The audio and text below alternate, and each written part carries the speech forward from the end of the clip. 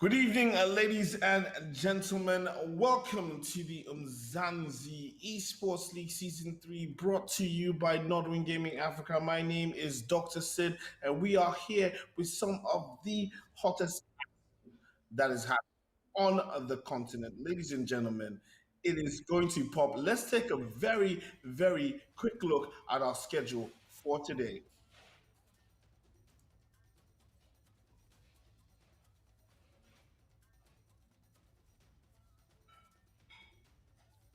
So first up at what are you guys going to be expecting right now is Bobo Beast versus Deevak. That's going to be your first game up and coming, which will be broadcasted by myself and Snare. Snare, what do you have to say about this game that's upcoming right now? So I think that first game, the most interesting thing about it is that it's going to be experience versus some new blood, but in particular that experienced player is kind of firing on all cylinders right now. So I'm expecting that one to either be a massive stomp or to be one of the most exciting games of the entire season so far. And then immediately afterwards, of course, Dr. Sid will be here with the PUBG action. Yes, I just took a quick space to go and check out what's happening on the Erangel quickly because we heard there was some satellites falling out from the sky. No, that's a total different. Ladies and gentlemen, before I had to disappear briefly, I was about to introduce two amazing gentlemen, Snare and Iro, the OG, who are going to be talking and hanging out with me throughout today's action as we look at Bobo Beast take on Deevak in the FIFA 21 tournament. Iro, it's a pleasure to work with you today. How are you feeling about today's game? Honestly, I'm feeling really well. I'm excited, to debut for the FIFA 21 casting. But here you got experienced and new blood, like Snare just mentioned. Deevak had an interesting previous game with Unfazed. I'm hoping he still keeps that consistency this time around to grab that second place on the leaderboard. All right, so there we have it, Bobo Beast versus Deevak. Now we'll be taking a look at the latest standings so people have an idea of what the table looks like and what the players are fighting for.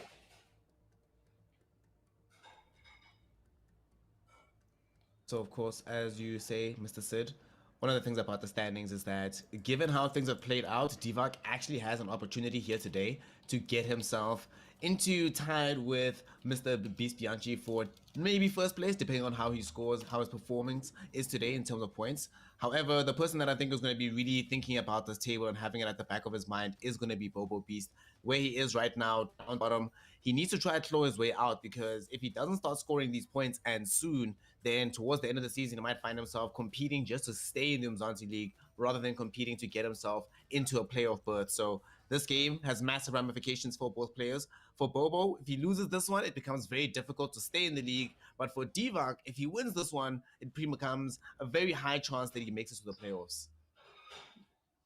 Yeah, it's pressure from both players. I mean, you're looking at, Bobo Beast, he's here to, bring the pressure to Deevak because he doesn't want to get relegated or, get pushed out of the Umzansi League. And you have Deevak who has the opportunity to grab, first place, depending on how much goals, like you mentioned. But again, that's still going to be very difficult. Experienced or old or new players coming to hand, it's still going to be a tough game right here with Bobo Beast. Yeah, absolutely. Like, no matter what, no matter who you're playing, at this particular level of FIFA, even if you are that has the upper hand, you still find yourself sometimes really struggling to make your mark in the game itself. And speaking of, actually, that's been an ongoing conversation we've been having here right before you joined Arrow. What do you think the underdog should do, right? Do you think it's better as the underdog to come out guns blazing? Or do you think it's more important as the underdog to do your best to figure out your opponent? Or is that just asking too much in that position?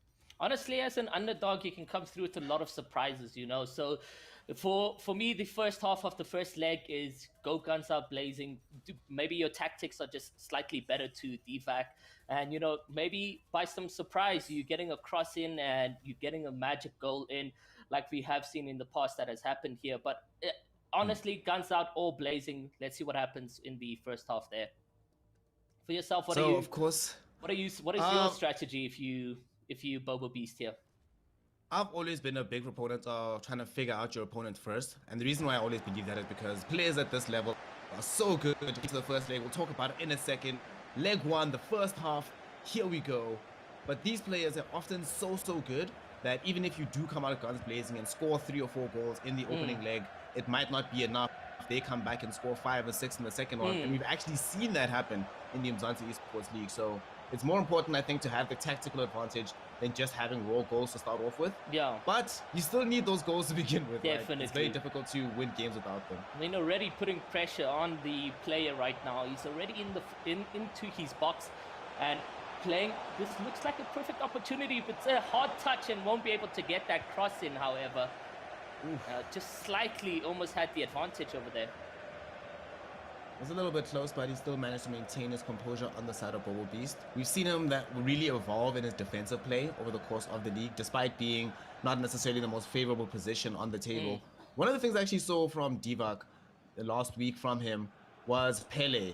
The first player, the only player thus far that I know of using this card in the Ultimate Team. Do you know why? Because, I mean, of course, he makes it look like it's a really broken card to have, but generally not really that favored amongst all these other players. So what do you think the rationale is for him? Honestly, I'm not too sure why go with Pele. There's so much other like broken cards that you could have gone in with. But maybe for him, it's a personal card that he feels he can work well with, whether it's short range or long range shots that come into play. He probably utilizes him to his best abilities. Indeed, you see him now. He's been controlling the possession quite a lot here. He's trying to push up into the final third. The CBO, another new player coming in from Deevak that we don't see from most other players. Spending a lot of time on the ball here, trying to break down Bobo. Bobo's standing strong, but at any moment of opportunity in FIFA 21, one pass can change everything, but he holds the shape. Very good defensive discipline from him. That's a lot of possession going into play from Deevak here, and those possession plays that happens, it brings your players up front more. There's a lot more pressure. Your defensive line is all the way back as well, so counters are quite hard. It's just very hard to get into, you know, the opponent's half line, where we can see finally it does look like that's a clean through ball. Plays it slow and stays composed. Nothing too aggressive just yet. Passes it back to Fernandez and now to Vera. I mean, at this point, let's see exactly what he can do. He seems very composed in the attacking lines right here. Oh, he does indeed. I think he was also just happy to be getting some playtime on the ball at long last. Does get dispossessed, but this might be an opportunity for a quick counter-attack. He got in front of the ball initially with the interception. If that ball goes clean in onto Pele, then it's a very dangerous situation. But now he might be under danger himself with Bamba on the touchline, looking for some support with the runs. Atal's in some space. He's going to try to receive the ball. But great defense. Oh, it's actually offside. Feels bad for Bobo. Sort of resets the match over here. And now Griezmann looking like a perfect run. He can make this through. And that's going to be a through ball in and a shot. Oof. Not coming into play there. Oh, man. That is so unfortunate. I'm not sure if he had the touch team. I'm not sure if he got enough on the ball, even if to try to get off an initial lash. Feels bad. He tried to go for the touch into a better shot. Yeah. Regrettably, doesn't go his way. But that's something that Deevak has. It's always been his thing. He will very rarely take shots that are less than 80% effective. Yeah. So if it doesn't look like a guaranteed goal, he's like, meh, who cares about this? Yeah. If that was me, I would have first shot. And as soon as that ball touched my feet, that would have been a shot on there. Some nice skills coming from Bobo there, but unfortunately, pass and not connecting. Looking like a quick counter that could come into effect right now. And that wing is wide open, and you can see that through ball going into play. And then now on the ball, looking for a way into the box. He's going to get the ball to Leon Goretzka. There's lots of space on the flank. Griezmann with the shot. And now it gets blocked, but still comes back with open goals. Available for the header. Eusebio, easy opening goal for Deevak. And that's the way you start your scoring here, Aaron. Perfect positioning for Eusebio to get that goal on there. I mean, goalkeeper's out. No one's on there. It's just perfect open for him. Oh, lovely. I mean, you're always happy to get those situations where the ball bounces back so favorably for you. In there's a different universe where the keeper just gets both hands on the ball, saves it completely, and it doesn't go into the back of the net, or it goes out for a corner kick. But instead, now Deevak is ahead. And, you know, a lot of people might say that that's luck, right? But you have to always be there in a position to take advantage of the lucky situation. Perfect timing on the shot as well, the shot power, everything goes into accountability here. But you can see another attack forming right now as the players push up. It's Goretzka who passes to Dembele, but I think that's off. No, it isn't. Dembele now pushing in, and some skill moves, but it isn't enough to sort of get that shot on. Some good defense from Bobo. Oof, last ditch tackle there at the very last second to force out a corner kick, and he also regains possession. Can't keep it though, so he's still in a lot of danger. The ball can't get past Bruno Fernandes. This is ridiculous. Bobo is trying his utmost to get the ball higher up the pitch, but no matter what, keeps just bouncing back. It's like these two players are playing pinball. Finally gets a run. Is he going to make it though into the final third here, Eero? These runs here have become very, very risky because he's running with his defensive line, so it gives him a, you know, an open wing there, but it doesn't look like Deevak's going to use that to his advantage. Playing very slow. This is how the game should be panning out for Bobo as well. You saw Bobo, like you mentioned, ping-ponging between his players and the opposition right here. Should play it slow, take his time with the passes, and that way it's easier to control the ball with calculated passing. And just like there, it's very quick to, you know, pass on where Deevak will get that interception. It's almost instant. Deevak looking for those passing lines all the time. Still struggling to get in on the box. What? Way. Varane! Oh my, the ball's stolen away from his feet by Pele, and that's why he's on the pitch. That's why he picks him. That kind of steal, that kind of attack. Oh my goodness. I mean, all right, that's a stolen goal right there. That first half over there was pretty intense. Even the auto block that you usually get from Varane was not didn't come into play there. Oh man, Varane. That's so sad. The fact that he gets it would have been one thing if he just got ran past completely, but he gets the ball, then it ends up going sour for him. And now, we know we were talking earlier about different approaches to the game as the underdog. For Bobo, I think we were both happy with how he was playing it very slowly, not trying to take too many risks. Even if he must make these runs, for example, with Mendy right now trying to get a goal, he's not exploiting himself on both sides of the pitch at the same time. Definitely. But now what do you do when you're playing this cerebral style and losing anyway? I mean, honestly, he's tried the guns blazing. For me, I feel like his passing is a bit too fast. He needs to slow it down, take a breather, and really you can see where the players are going to come into action. But for him, it's Eusebio who can probably get a clear shot. It's taking his time. Like you mentioned, it's so weird that Deevak takes so long to get a shot in. It's almost he wants those guaranteed goals. But now on the counter, it is Bobo playing it really good right now. Goes into cutting in, but it's not enough, and he shoots the ball out for a goal kick. That was very close in terms. I think he felt a little bit more confident. He might have tried to force the ball into the middle of the box, but unfortunately, the way that the game has been panning out for him so far, every single time he's tried a maneuver like that of passing the ball, of holding up the play, he gets dispossessed so quickly afterwards. So it gets to you as a player. Yeah. Been spending so much time without the ball that when you do get it, you want to sort of rush the play. You're like, I'm not sure how long I'm going to have this for. I need to make this opportunity valid. And he might have one now. Okay, look at this. Immediately as he tries to open up these runs, we saw how dangerous these were for him on the first half. But now Deevak has adapted, shutting down the entire flanks and making it very difficult for Bobo to play on that side. Definitely. Now only two defenders at the defense line. It's not looking good. You got for run here, and it could be a clear gunshot run from the opponents, but passes back to midfield. Pele on the ball, holding it very, you know, trying to get these players up in the attacking line because most of them were brought back for the defense. But a nice interception from Bobo, and he can now counter. You can see essentially he is on an attacking formation right now. Everyone's running up. He's putting up that pressure on the attacking lines, but it's not working. Nothing's working here for Bobo. So, I mean, you've tried two different things, and the defense and, you know, the response from Deevak right now is just too great for Bobo. Yeah, it's pretty much every single thing that he's attempting, countered, answered. And the thing is, it's in a comfortable way by Deevak, right? He knows that he's in control of the game right now, so doesn't have to take any uncomfortable risks. As here he is, dribbling in the box. Griezmann looking for the shot. Does find it, but Vieira there for the block. And even still, with this happening, consider what has to happen, right? Like you're mentioning, every single time Bobo's going for these attacking moves, he's sort of overloading the forward movement.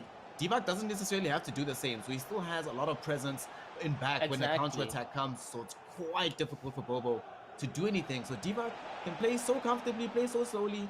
He tries for a goal. If he doesn't get it, meh, I'm still winning the game. If I do get it, great, then I'm winning the game even harder. Exactly, yeah. So right now, all the pressure right now is on Bobo for this leg here. I mean, he's trying to be cutting, passing, you know, getting into the box. Let's see what happens this time around. He's on a cross, and that's... Ooh! What a save coming in from Deevak there. Really close. I thought that was going to go into the far post, but unfortunately... Bobo himself definitely thought it was going into the back of the net, but unfortunately it does not.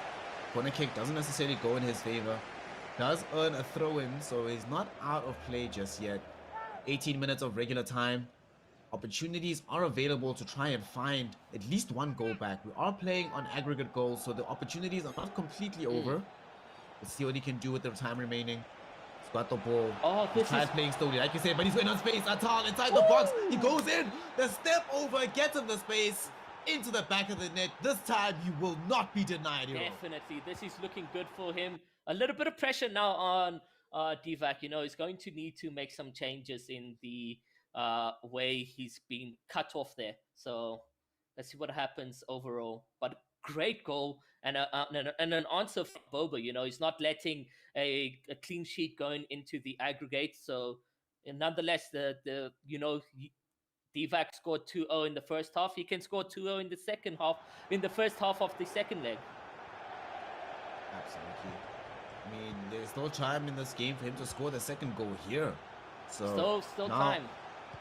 He's going to put in Davies here. Very nice pass for Deevak, though, as he's changed up his own style of play to make sure that he can bury this game for good. Seems like a bit of fire has been ignited underneath him as he gets the ball to Pele inside the box, looking for the roulette. Can't find the space through, though. Being defended well, being tracked well by Bobo. And there is no way to get into this. He's still on the ball, though. Danger not completely averted. Will Bobo keep this out? Will Bobo keep this goal lead only one? And indeed he does. And the patience on their defense. He's going to have to do it all again because the ball given right back to Deevak. I mean, the defense response from Bobo, excellent right there. He put a lot of pressure on Pele, and Pele had nowhere to go. And now going back into an attack, and counter-attack right here, possibly. Oh, nice. And he's playing slow. He's got the same response to all his attacking formations. You know, go on the box and from the wings and see what he can do from there. But instead now cutting in and just the pass not getting onto the player there. That would have been so perfect for Bobo. And now you can see Deevak with the good through ball to Pele. Pele now making a run. Slows it down. Maybe buying himself some time so that he can get the last attack run for this first leg over here. Game is closing down. Not much time left. If Deevak gets the goal, it's all but done. He's looking for the opportunity now. Gets the pass to Griezmann. No! This is no way. What? That Griezmann are the odds has done with that. Griezmann and Deevak to just lob it completely clear of the net. Oh my goodness. One-on-one, and he chokes that full power, shot power, and that's just out to the crowds. But now Dembele on the run. He cuts in. Will make a pass to Goretzka. Now to Pele. Pele trying to connect to Griezmann, but fortunately a good interception. And this is a good, perfect opportunity for a counter. He slows down, passes to Davies. Davies now on the wing. He's got the last minute to counter this and put it in, make it 2-2. Somehow keeps it on the line, but there's the final whistle to end this game over here. Man, I definitely think that Bobo in that situation would have been crying out, would have been extremely happy if the ball had gone over the line to get him a corner kick. Instead, that's just playing out. It's going to end 2-1 in favor of Deevak. What an opportunity that he missed at the end, though, to really put this game beyond doubt. And last week, he clocked the victory over Unfazed, who has been one of the most consistent players in the Umzansi Esports League. And one of the reasons why he got that win was because of a moment of madness where Unfazed made a mistake that's uncharacteristic of him. will this come back to bite him? Because a 1-goal lead is really not that much in FIFA going into a second leg when the game is already this tight. Yeah, definitely. I mean, we did see, Deevak grab 2 goals off in the first half, and it was a lot of pressure coming in from Bobo.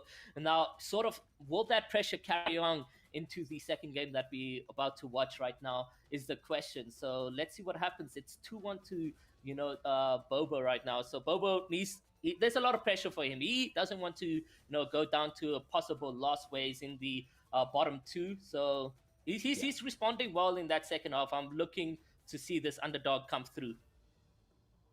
He really has performed well, and throughout the league we've seen him evolve as a player. It's not like his competition has gotten any easier as time has been going on, but like you mentioned, he responded well. He didn't crumble after the opening 2 goals, still found his own one.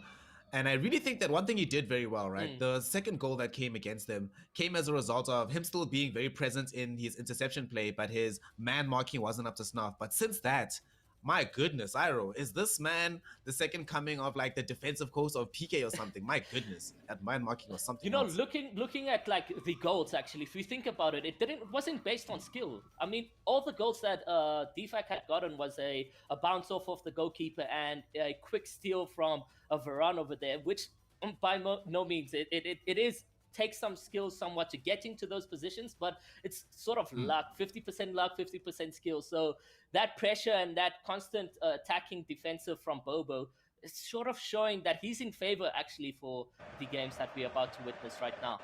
If you think about it, and as you mention it, well, he's gonna show us because the game itself is now underway.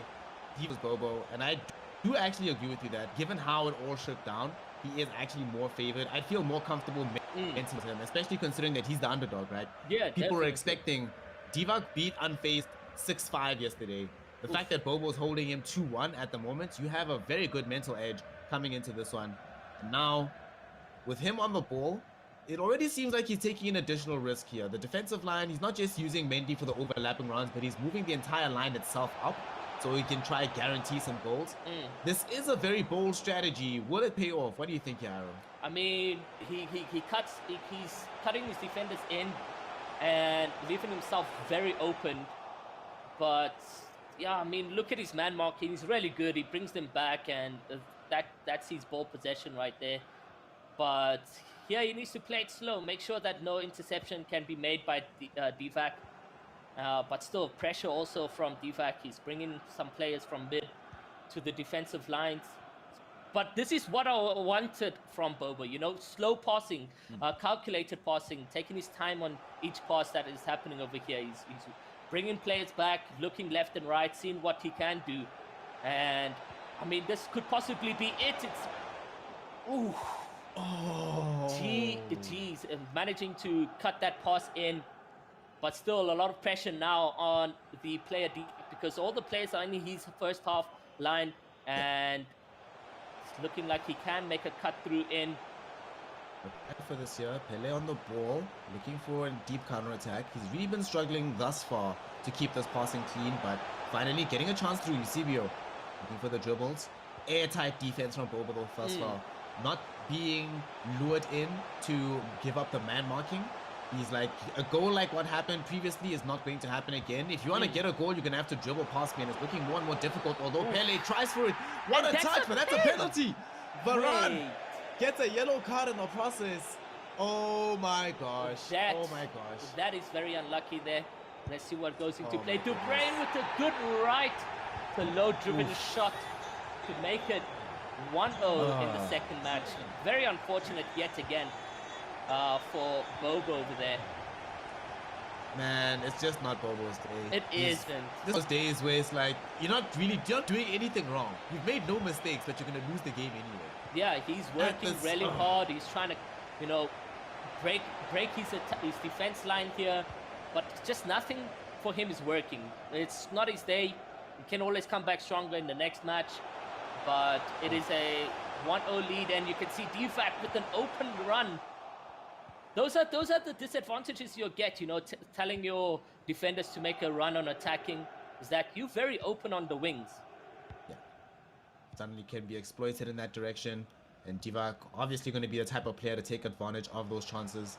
And another thing is about a goal like this after a penalty, you can almost see it that Bobo's confidence has been somewhat affected, and the sharpness isn't as crisp as it was before. So for the next few minutes, Deevak does have a bit of a mental edge, but Bobo can still defend and still come back into this one, provided he keeps this lead. If it stays only 1 goal, it's still 2 goals in it. It's very difficult to come back, but a comeback is possible.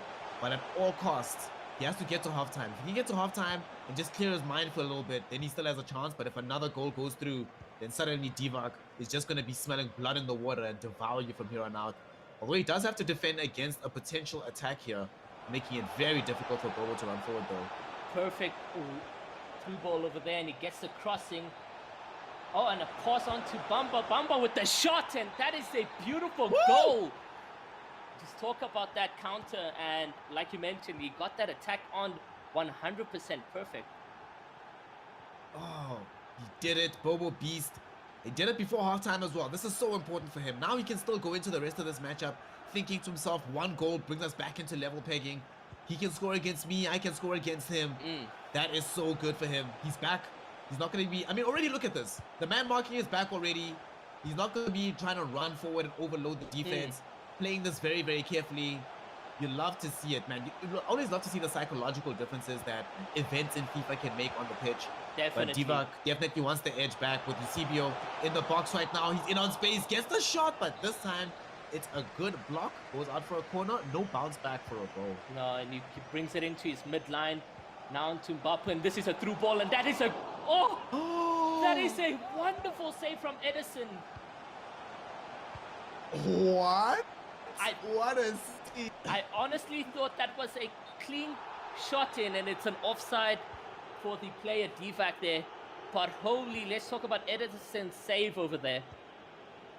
I think we're probably justified in saying, at least for this matchup, man of the match so far for Bobo. What a pass! A goal! On the other side of a ball, literally coming in from halfway in the pitch. Mbappe to Atal into the back of the net. What just happened? Bobo Beast is bringing the game to Deevak right here. That is so special. That through ball shot on first touch is amazing. Atal with a huge, and it's a draw. It's a draw right now. Yeah. We're suddenly on level pegging. We're suddenly in a situation where Deevak, having come into this one, favored to win this, is going to go into the second and final half of this particular matchup completely even with Bobo, and with Bobo having the mental edge and momentum going into the rest of the game.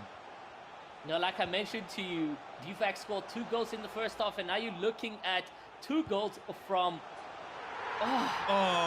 Just like that, Eusebio manages to finesse it in. Beautiful. Ooh. Edison cannot save everything. Eventually, a goal has to get into the back of the net. So like you mentioned, finesses it amazingly, curls it past the keeper.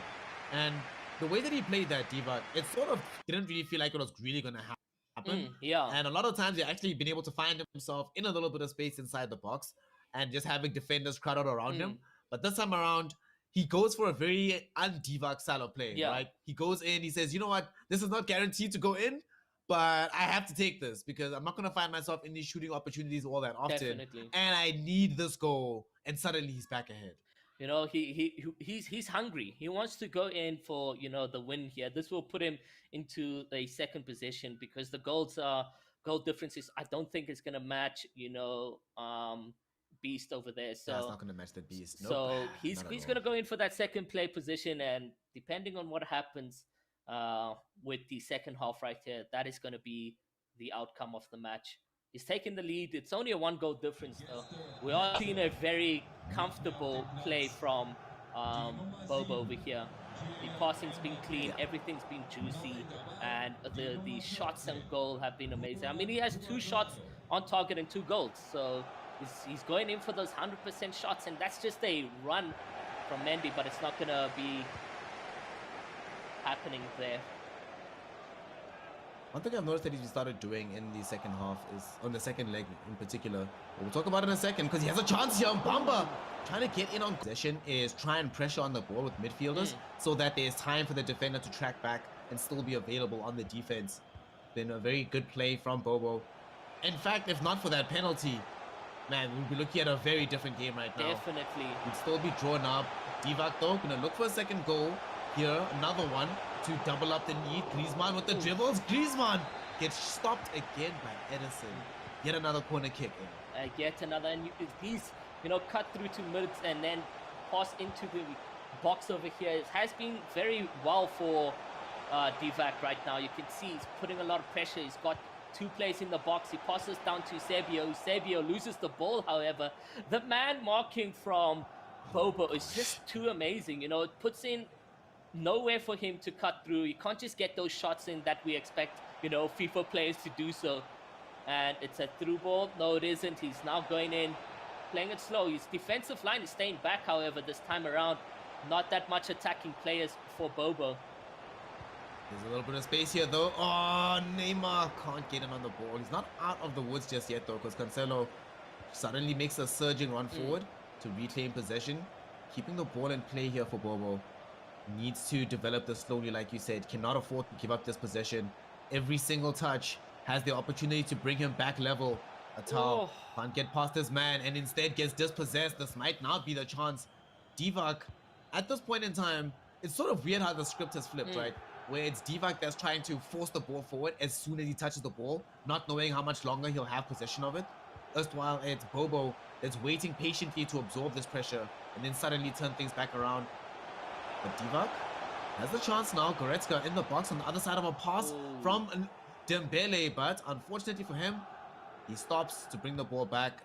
And it's not out of danger just yet here for Bobo, but Edison recycles it far back up. But it's still not out of danger.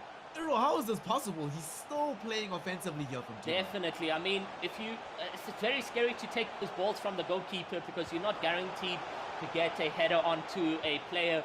So, especially if you had a ball possession, you will lose the ball right there. But now managing to get the passes out of there, does look like it's going to be a run from Cancelo. He pauses for a minute, passes back.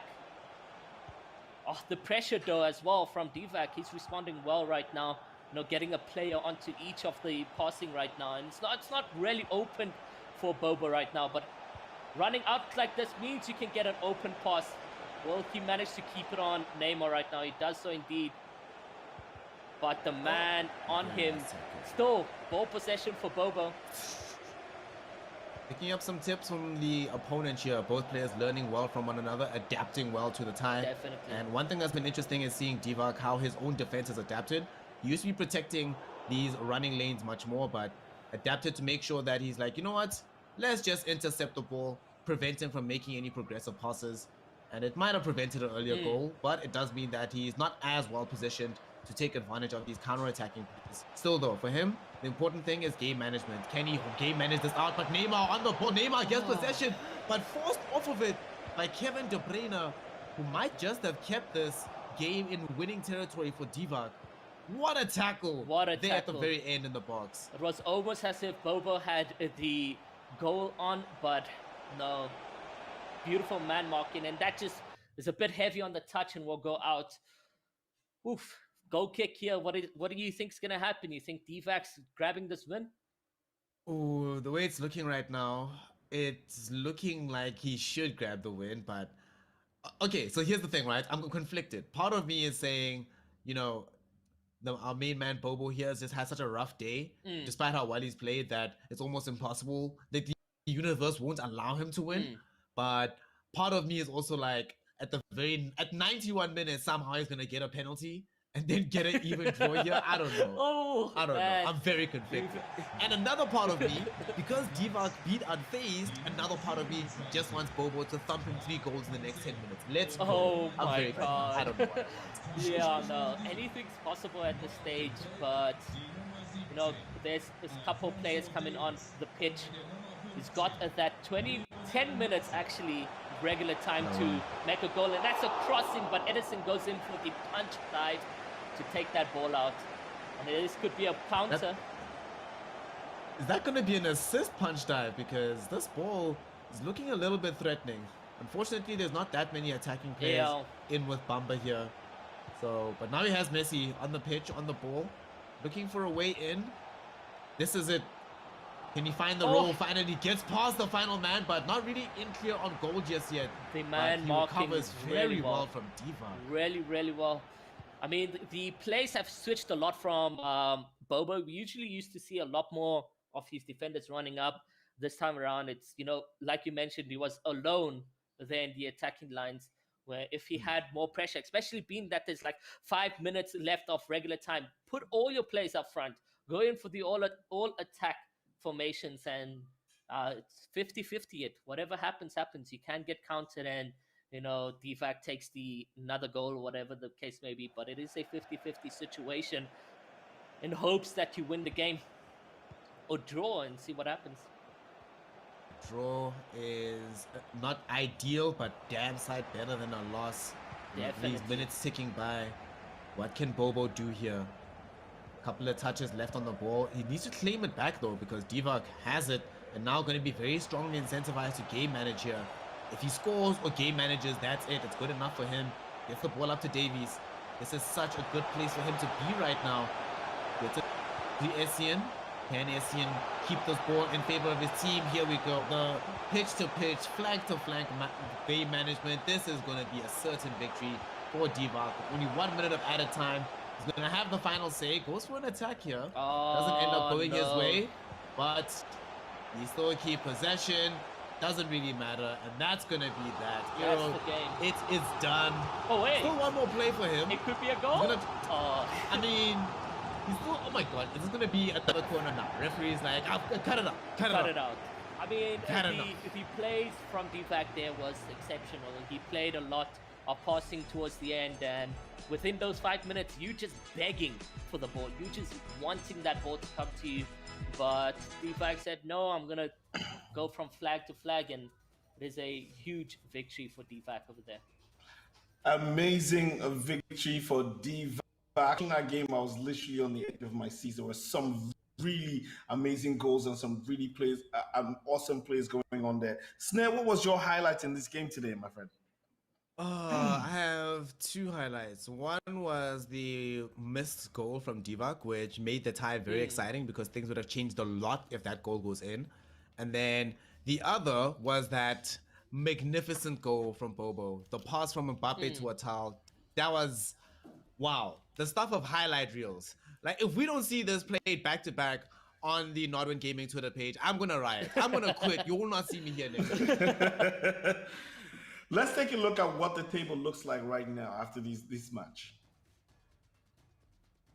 Yeah, Deevak now finally in that second place position, but he's got a game at hand to Masoom, so Masoom's game could possibly be a victory.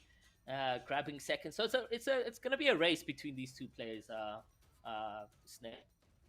Yeah. So also like, I was just gonna say that the complication after this is that for Bobo, look where he's standing right now. 4 matches in, and even with Moby and Darth Mayhem having a game in hand over him, they still have potential to go over him with just 1 victory. So he's feeling the pressure. He's definitely sweating just as much as Deevak is celebrating. And it's very clear right now that you can see people separating themselves in the pack. Like Beast Bianchi is in a very, very, very good position to clearly give some gap and let people know who's boss in the standings. Ladies and gentlemen, this has been the FIFA 21 segment of the Umzansi Esports League Season 3. My name is Dr. A big shout out to Iro, the OG, and Snare, who did an amazing job. I'm not gonna lie, watching you guys and listening to your commentary was such an exciting. I felt like I was literally watching the Champions League right there. Ladies and gentlemen, this is the action that is the Umzansi Esports League Season 3, brought to you by Northern Gaming Africa. If you aren't following us on all our social medias, make sure you do so, and we will be right back. Well, I will be right back right after this with some more PUBG actions. See you guys at the break.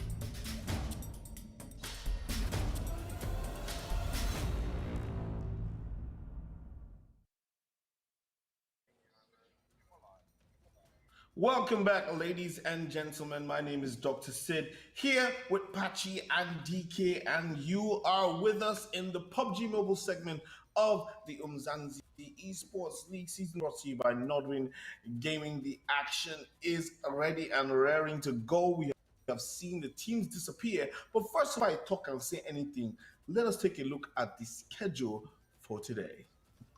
Yeah, let's dive right into that one.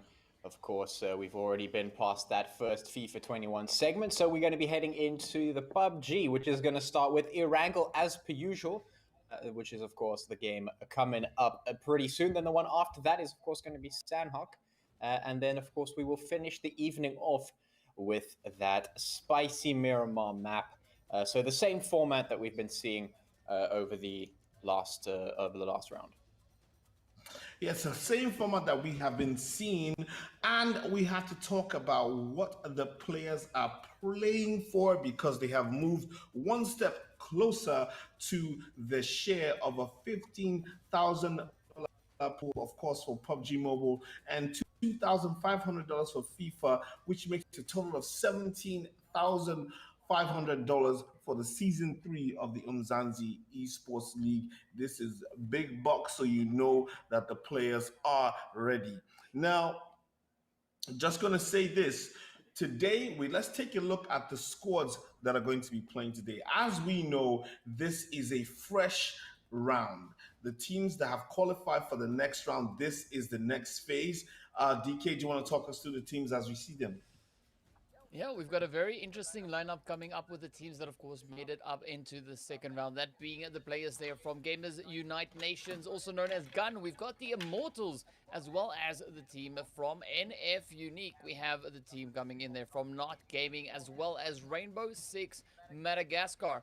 We have the Natural Killers, Fear, and then, of course, the squad coming in from Ultra 6. So a pretty tough lineup already for the teams over in towards Group A.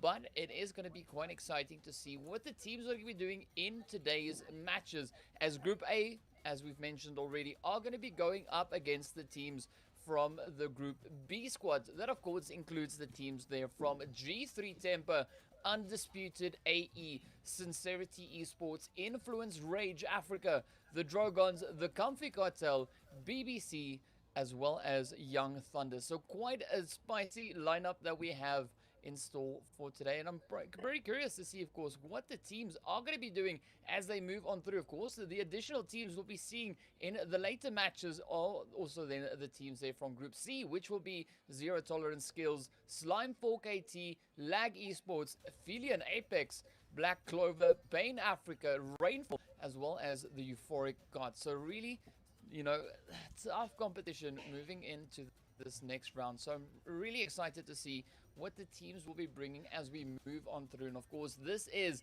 how they're going to be able to dominate with use of the points.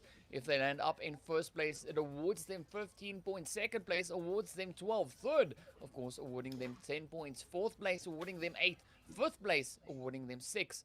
And then, of course, sixth place awarding them 4 points. Seventh is on 2 points.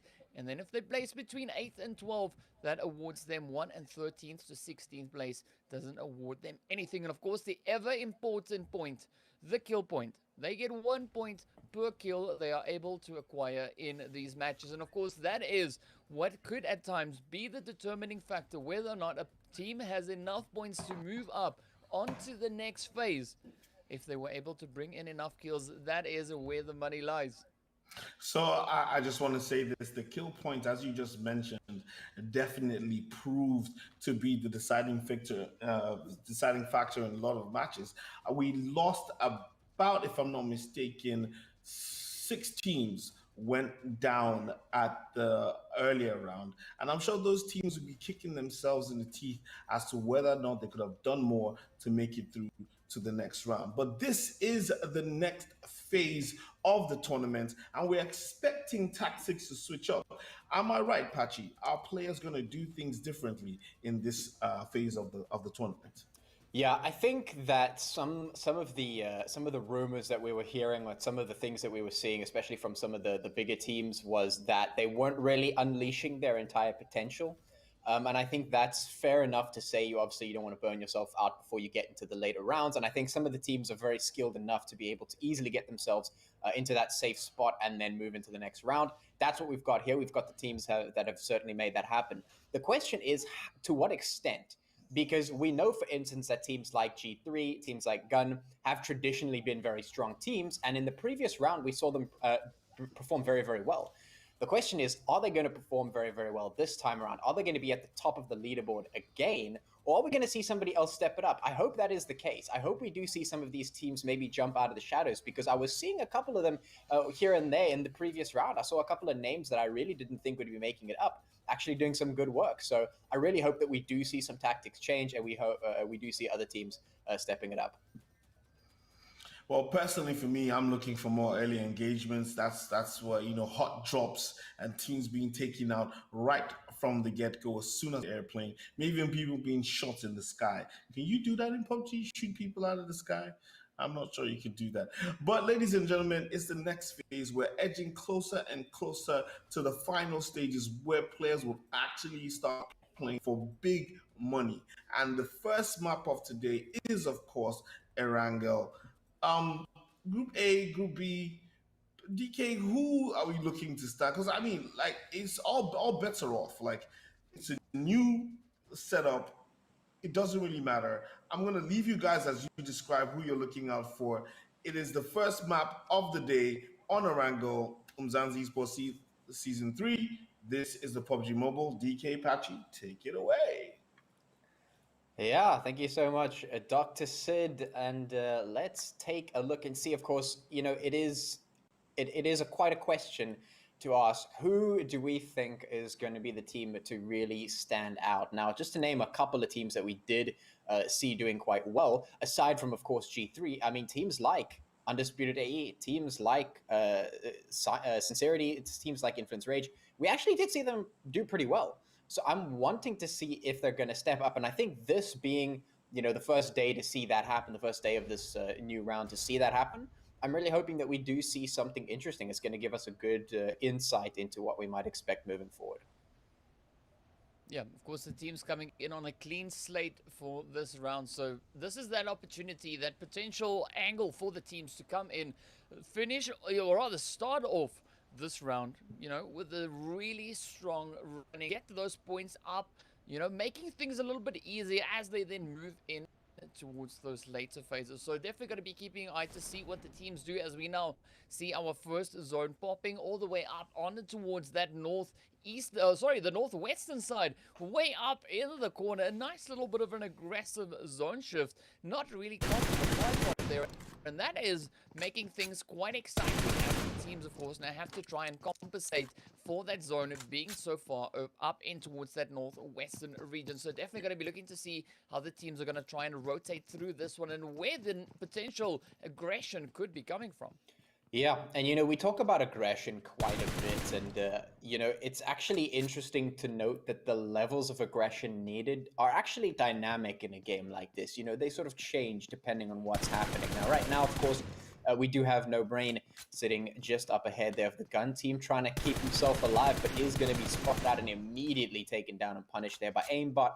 Some good shots in the Thirst, of course, coming in just as quickly. So immediately, a quick knock, a quick Thirst, some points in the pocket of Gun, who is a team that we've seen do quite well. They were quite high up on that leaderboard, pushing all the way towards the top.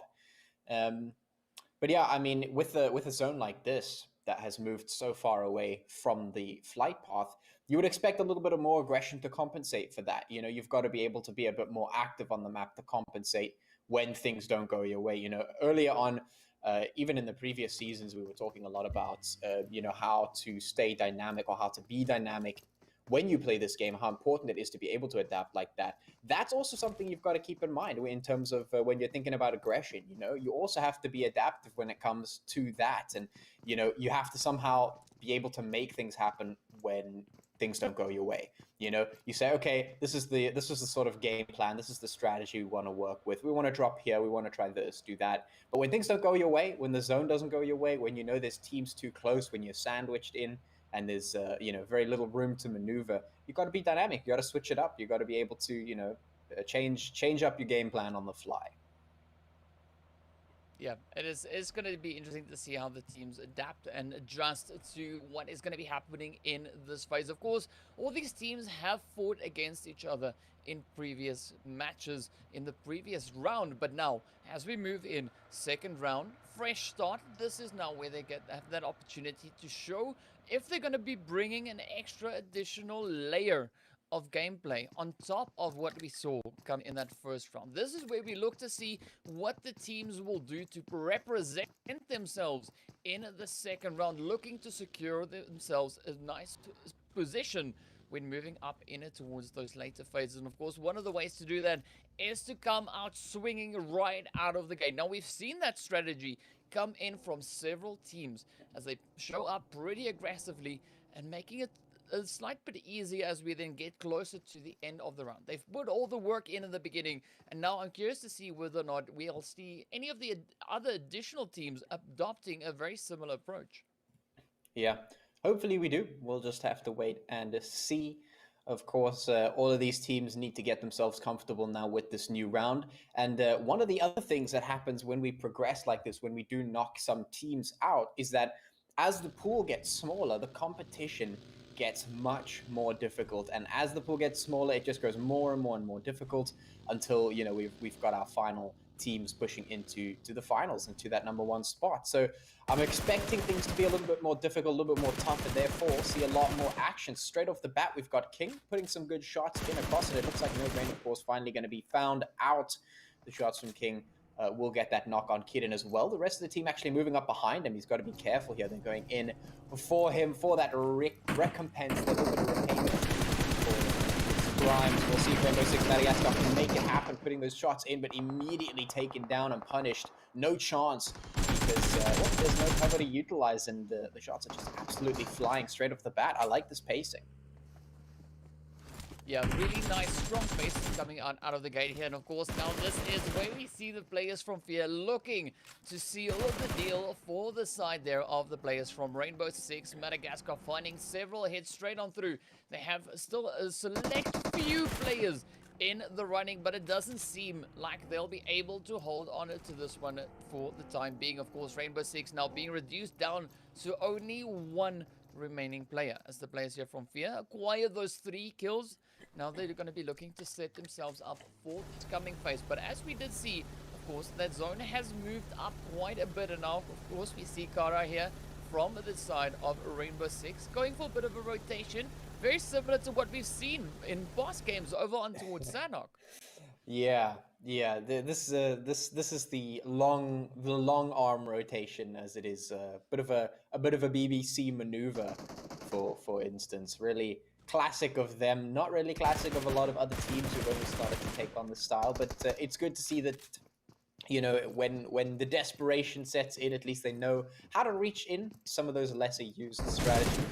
That's always good to see. We'll see if it works out for them. It gives them a little bit of space to work with and maybe keep themselves alive. We know that those Lone Rangers can certainly do it. Shots coming in from Jaeger. That's going to take Mullins down. Ultra6 getting a hit quite hard here in a bit of a tough spot as Zeus bursts out the door with the rest of the team. Snurra just going to find all of those kills. And, well, that ended just about as quickly as it started. Miyagi is just going to have to run straight out of there. Yeah, Miyagi, of course, going to show us exactly, you know, how it is done, that rotation. Now quickly heading out, but Snurra in a hot pursuit, looking to chase them down. But I'm really liking the aggression we see coming in from the side here of Not Gaming. Again, just not wasting any opportunities. But now as we move on through, we see the players here from Cartel going toe-to-toe with him in from that Young Thunder. Now Young Thunder showing up, just pushing up with the aggression, lining in front of the building. Now this is where we wait to see just exactly how the players from Cartel will be able to handle themselves in a slight bit of an aggressive situation. They do have the compounds, and the players here from Young Thunder looking to gain entry into that as True gets knocked right on down. Young Thunder already taking quite a bit of damage, but causing even more of that. Ooh. Shots flying through. Cartel looking a little bit too over aggressive, and Young Thundercats are absolutely punishing that right now. and they're just going to go all in on that one. The rest of the team, I think, is a little bit off to the distance, so they're not going to have much of an impact on the rest of this one. Yeah, Tigress and the rest of the team a little bit too far away to make anything happen. Might just get hunted by Young Thundercats as they are aware of her position. But that was pretty clean and pretty decently done by Young Thundercats. They knew they had the advantage. They made sure to contain the situation, the two players sitting inside the building. And remember, this is a team that actually just barely made it out of that relegation zone in the final stretch of the previous round. Yeah, but of course, you know, they just managed to get enough done to find themselves moving into this next phase. But now I'm curious to see exactly what the teams are going to be doing, as we did already see, you know, the players here from Young Thunder really being able to hold their own against the aggression coming in from Comfy Cartel. You know, the nice bit of gameplay strategic maneuvering we had coming through. But now this, of course, is where we wait to see where the next phase will be taking us. We've got about a minute or so remaining on the clock before that blue zone starts closing up and bringing us to the end of the second phase. Now, the teams would be looking to set themselves up in the next phase already, finding that potential position in which they can try to fortify, so having a bit of an anchor point in case that zone does rotate up in towards them. But of course, this is Erangel. The zone can still shift up into any aggressive direction if it so chooses.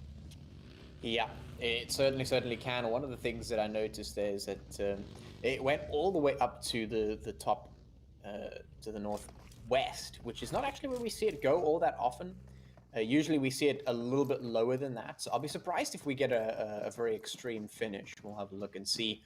Of course, the moment on your screen, we've got Gun setting themselves up with some of that high ground, which has certainly come in very, very handy, especially in recent times. And in this season in particular, teams have been utilizing it really, really well. I mean, they have absolutely seen the power of it. And I don't think it's been better showcased than on that Miramar map with G3, hitting the top of that mountain with their little buggy trick, getting to the top there and absolutely just destroying the teams in the vicinity. So we've seen how important that can certainly be. The Drogons now moving in, getting a little bit of a problem from Influence Rage here, who have managed to repel the attack, and because the Drogons were not coming in at the same time, now they're getting picked apart. The buggy, spinning out of control, is going to leave Dan in a hopeless situation. Quite a lot of HP taken out there. Hainsley going to make sure he's on the clock now, putting some of those shots in. Dan in a very difficult situation, separated from the rest of the team. Of course, with that one team knocked out, only 3 players for the Drogons means they have 2 live players remaining, Dan and Zuka. That's going to be a little bit of a tough one, considering Influence Rage was definitely on the front end of that engagement, coming out on top of that one, moving in Sully and Hansley, making sure that they close in on Dan and take him out. Basically no chance. There's the shots come through, and even Zuka not going to get the opportunity to escape, and that is the team. I think the first team there knocked out for the game. Yeah, and of course a really good approach coming in here from Influence Rate. So I really like the way that they, you know, wow, that was difficult. The engagement with the players there from the Drogons, really being able to pick them up. But of course, you know, the downfall there of the Drogons was that rotation. They didn't move up as a collective unit. They came in drips and drabs, and of course the players there from Influence Rage were just able to pick them up in the process. Now, looking over towards the side here of the Immortalz, they are coming in on a 3-man team. So already starting off with the odds slightly stacked against them. You know, they don't have the numbers that they would prefer to be having, and as you can see now, the shots already finding their way on through in the kill feed. And this is where the players here from the Immortalz are going to be looking to set themselves up in anticipation of that zone shift. But of course, now looking over towards the side here of Ghana, they've been applying a little bit of pressure down below onto the team there from Undisputed AE, as we thought Potato has been knocked out. And now, well, they're looking to make an improvement on that play. Rather, this is the team from G3. I said Gun there, my bad. So we now go ahead and see where the teams are going to try to rotate up to next. Yeah, so I mean, that's UAE already knocked out there, which is a little bit of a tough situation for them, especially considering the beginning of the previous round was actually so good for them. This time around, it's not going to be the same, but that doesn't mean anything about the future. They still have 2 games today, and of course the rest of the round to make things happen. Of course, in the distance there, it is going to be Gun taking on a BBC. Law going to be in the crosshair of Nerf with that Mini 14, wreaking absolute havoc as it does. And they're going to be looking to turn their attention to the surrounding teams. Law trying to get himself back up to full health. As Scincerity going to be driving past and making things a little bit difficult. Gun going to rotate down and make sure they're outside of that realm of engagement. Still looking for the BBC team. Going to try and put those shots in, and that Mini 14 is deadly. Going to put quite a bit of damage across to BBC, but it's not enough to take them out. At least they're going to put those warning shots in and say, yeah, you probably don't want to engage with us right now. BBC on the run, just going to be running for their lives, especially considering they lost one of their players, giving them only 3 to try and pursue the rest of the game with. It's interesting to see the shift in BBC's plans so far. They are getting pursued, actually. Gun right up here with the buggies of their own to come in and take the fights here. Influence Rage also getting in on that action, putting the shots in towards BBC. They're in a really, really tough situation here. It's not going to be easy to get out of this one. Yeah, I gotta say, I'm really liking the level of gameplay coming in right here on only the first match of round 2, but of course we can see Gun now just moving up alongside the players here from BBC. They've already put quite a bit of damage up onto the side of them, but now Gun moving in to fortifying the compound. It is a good setup position, but of course now as we wait to see where the next phase is going to be taking us, we'll be seeing whether or not it is going to be an advantageous position or whether they should be rotating back up in. But now moving on to the side here of Influence Rage, you can see they are just scanning the area. We've got a few teams up ahead of them. G3, of course, being one of those. You can see Buden and Go just spread out on this northeastern side of the zone. A little bit of a separation coming in between them. It could be an interesting angle for them, but it also could be quite the difficult angle to defend, as we see so many shots now coming in from the side there of the player from Scincerity. So several teams now in very close proximity, and we're seeing the fights now starting to break out, and we are only 15 minutes into the game. We're in the 4th phase. This is a fantastic show of aggression as Sully now gets sent off into the lobby as G3 swoop in to try and close this one out. Oh, it's fantastic. We have been seeing such raised levels of activity on the map from the start to where we find ourselves here and towards the middle of the game. Things have just felt a lot more on the move. You know, the teams have been doing things, actively moving around, taking engagements. We've already seen 2 teams knocked out in the beginning of the game. And here we are now. All the teams have been really, really mobile, making sure that they're staying on their toes, keeping going. I mean, usually we would see the teams getting taken out there when they get pinched, but no, teams are making sure they've got their rotation plans. They've got themselves ready to move out. BBC in their vehicles, Gun in their vehicles, Influence Rage in their vehicles. Everyone's moving. Everyone's making sure that they are not static, not staying stale, which is great to see. These teams are really moving a whole lot more, which is exactly what we were expecting to see. You know, this is the question that we had to ask. Are we going to see the tactics, you know, step up another level? And indeed, the answer is yes. You can see these teams absolutely ready to put the work in, ready to go into this new round. The shots coming in from Gun. Just surrounded by 2 or 3 teams here is going to mean that they have some opportunity to try and pick up some more kills. Influence Rage sandwiched in between a couple of different hard places. They've got Gun behind them. They've got BBC on the one side. Everyone is really, really close together here on this side of the map, and things are really, really tough. BBC getting hit by the comfy Cartel, as well as the Not Gaming squad chiming in towards Gun.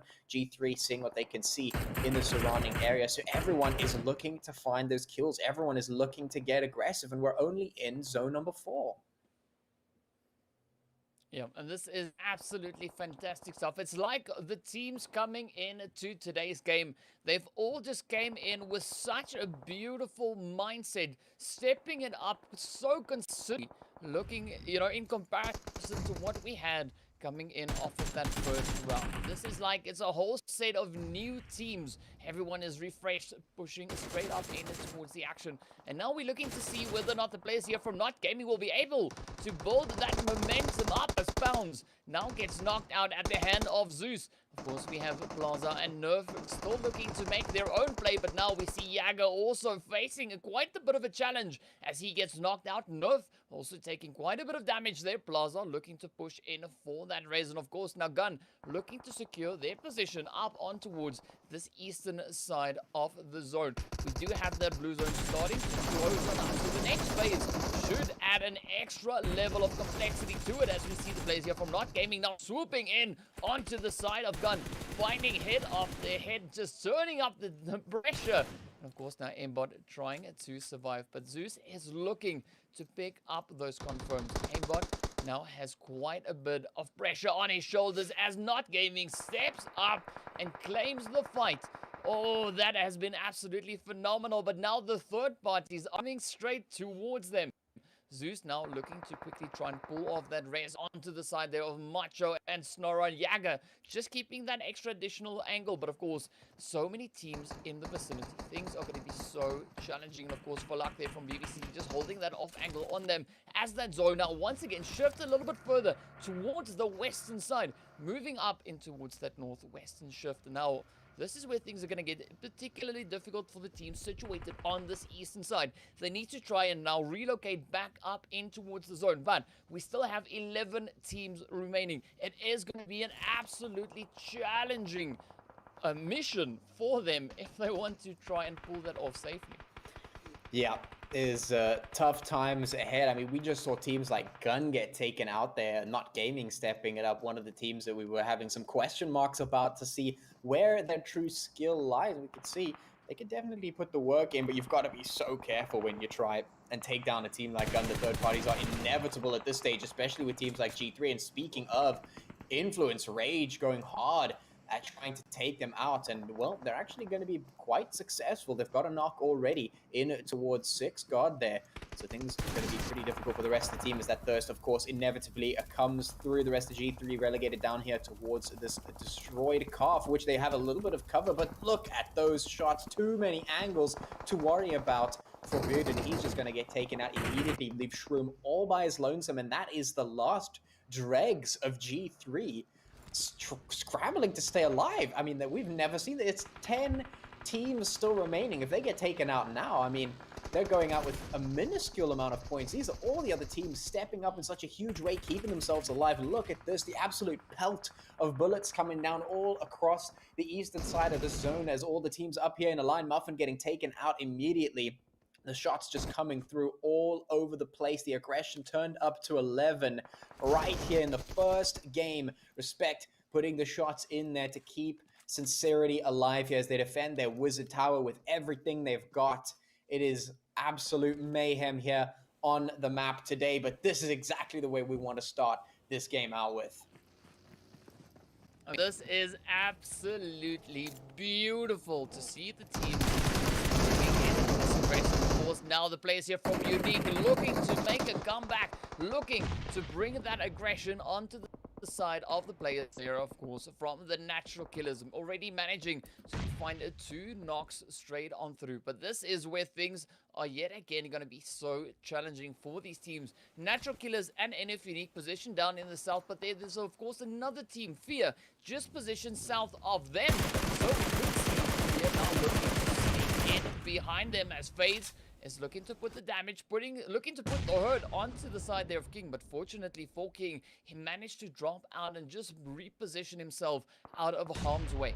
But he still has Chris just on that off angle, just trying to leapfrog his way back up in towards the zone, taking quite a bit of zone damage in the process. But now, looking at this phase, teams are so spread out. Some beautiful hits coming in there from Scincerity up on the hill, right down onto the side of the players there. And of course, Natural Killers looking to pick up a few of their very own as they now also turn their scopes right on towards the side there of Scincerity. Natural Killers is put in a bit of a difficult one as we can see those knocks already coming through now on towards Shroud and his teammate. Now it is up towards Rashi and Sela to make that final push, that final stand for the team while they look to potentially get the reses back on towards Nova and Shroud. But this is going to be quite the bloodbath, quite the fight if these final 6 teams look are looking to secure a position in this final few zones. Yeah, we just saw G3 get taken out there by some long-range shots.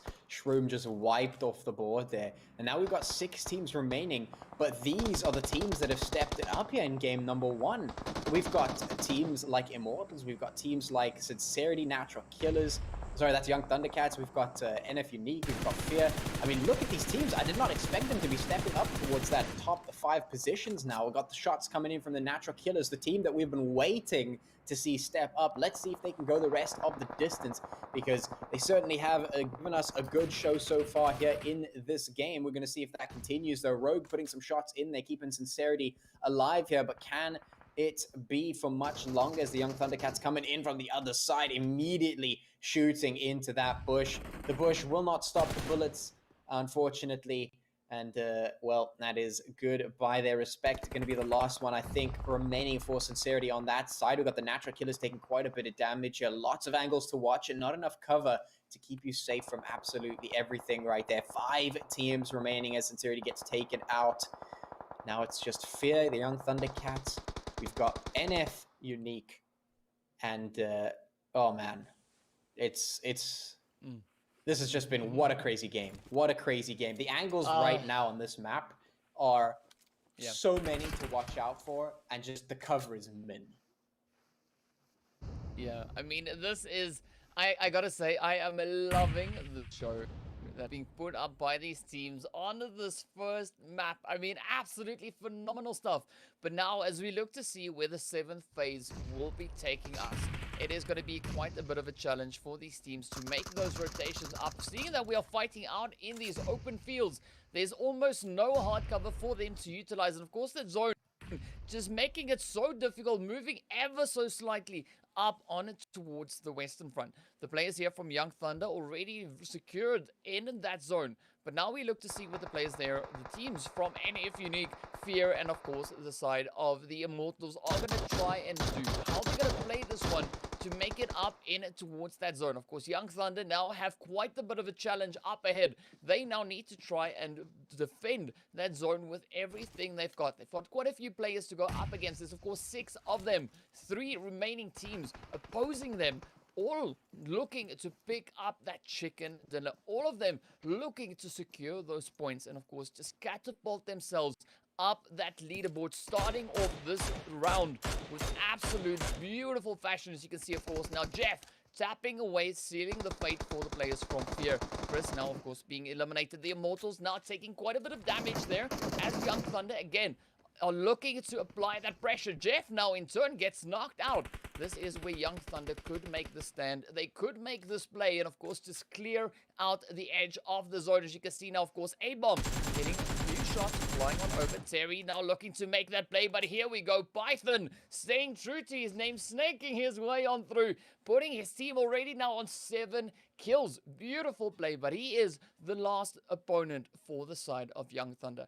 I'm pretty sure that Jeff will not get rest up, but of course, it is not down and out for Jeff just yet. He is, however, conveying the information over towards Python, giving him that traditional information that he himself is not able to acquire. But the shots from Python now just coming on through straight onto the side there of A-Bomb. So far, it is working out exceptionally well for the Immortalz. But of course, will Python be able to clutch this one out? No! Young Thunder come rolling in and of course claim the first chicken dinner for the round. Absolutely phenomenal stuff, and of course finishing off on 8 kills. What on earth have we just witnessed? I'm pretty sure I remember saying like 20 minutes ago that the Young Thundercats just barely made it out of the relegation zone, and now we're looking at them starting the round off with a chicken dinner and 8 kills. Wow.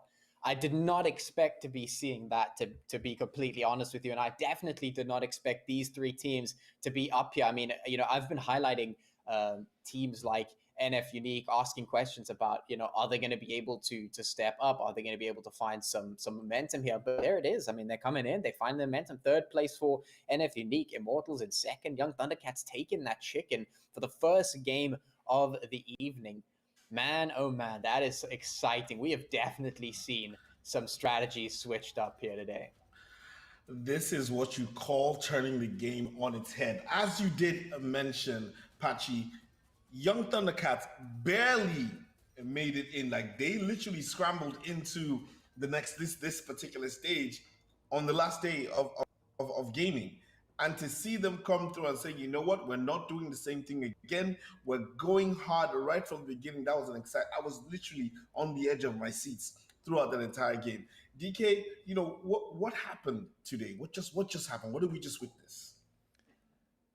The teams just, I don't know, they all went looking for a switch. They all found it and everyone just went, switch it on. I mean, absolute change of what we saw in that first round. I mean, this second round coming into this, it is beautiful. If this is how it starts, I can tell you this is going to be absolutely insane gameplay for the remainder of the Umzansi League. This is going to be absolutely beautiful stuff to see, and I'm so proud to see the team step up and bring this level of gameplay. I mean, like, I'm over the moon. I sang one of those songs actually called Over the Moon. And I'm just saying, I literally share your sentiment. Now, Patch, I want to ask you a question. As we take a look at the standings for today, which will also reflect the overall standings as this is a new round, what about that zone, bro?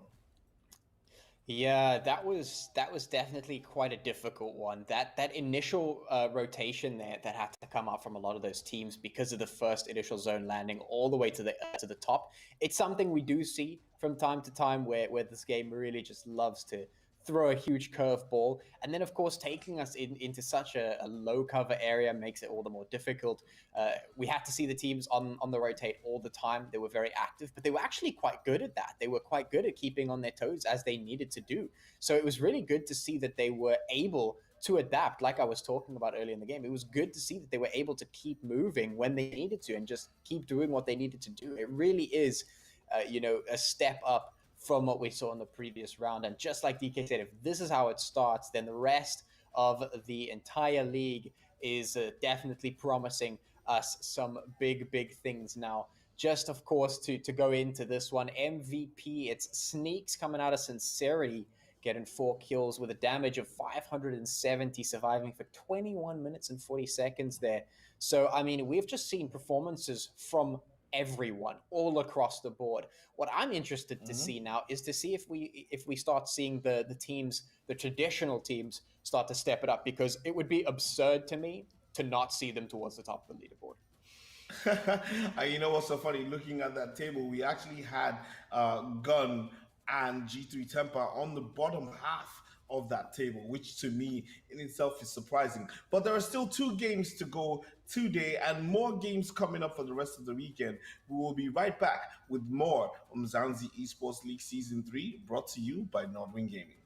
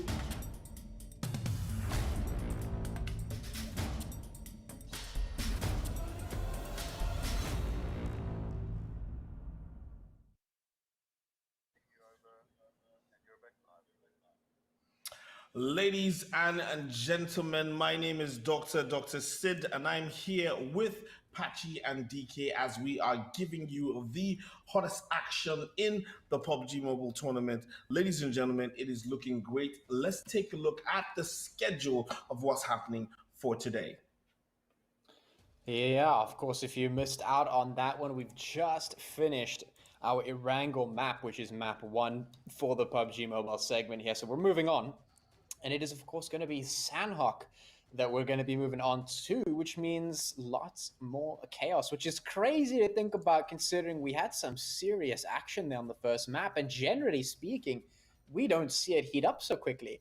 I'm kind of worried here, DK, Sid. I don't know. Is this going to be even crazier? Like, what are we about to witness here? If it was so crazy on Erangel, Sandhawk, it must be like 100 times more intense. It is going to be very intense. And for me, this standings from the last game looks extremely intense, with Young Thundercats in the first place with 15 placement points and 8 kills, giving them a whopping 20 off the day. Immortalz, Fear with 19 and 13 points respectively. Scincerity Esports with 13 points as well. NFxUnique 12. Not Gaming from Nigeria 10. Natural Killers and Influence Rage Africa from South Africa with 8 points. Our usual top table charters G3 Temper with the measly 5 points. Comfy Cartel down with 2, Ultra 6, BBC, and Gun also with 2 points, and the Drogons and Undisputed AE and the guys from Rainbow Six Madagascar with 0 points. I feel like we're ready for something crazy to happen this map. I don't know, guys, because I feel like Gun and GT Temper are gonna be like, this is not where we're supposed to be. We're gonna show them why we top the tables. DK, Hawk, and this map is known for close quarter action. Like, judging by what we've seen in the first map, what are we expecting in this map? Well, Sid, I was sitting thinking about it, right? So the teams, they didn't set the bar, right?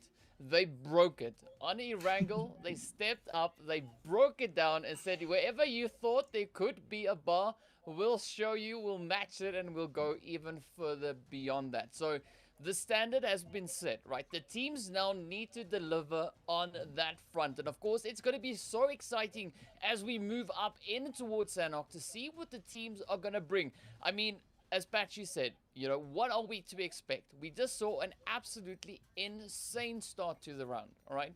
Now, also, Sandhawk, as mentioned, is the map which lends itself to the aggression. It lends itself to get down and dirty and get into those fights. But of course, if Erangel is the standard to follow, I can tell you it is going to be an exceptional challenge for the teams to find good points. But of course, I also want to point out the amount of kills we saw on that first page.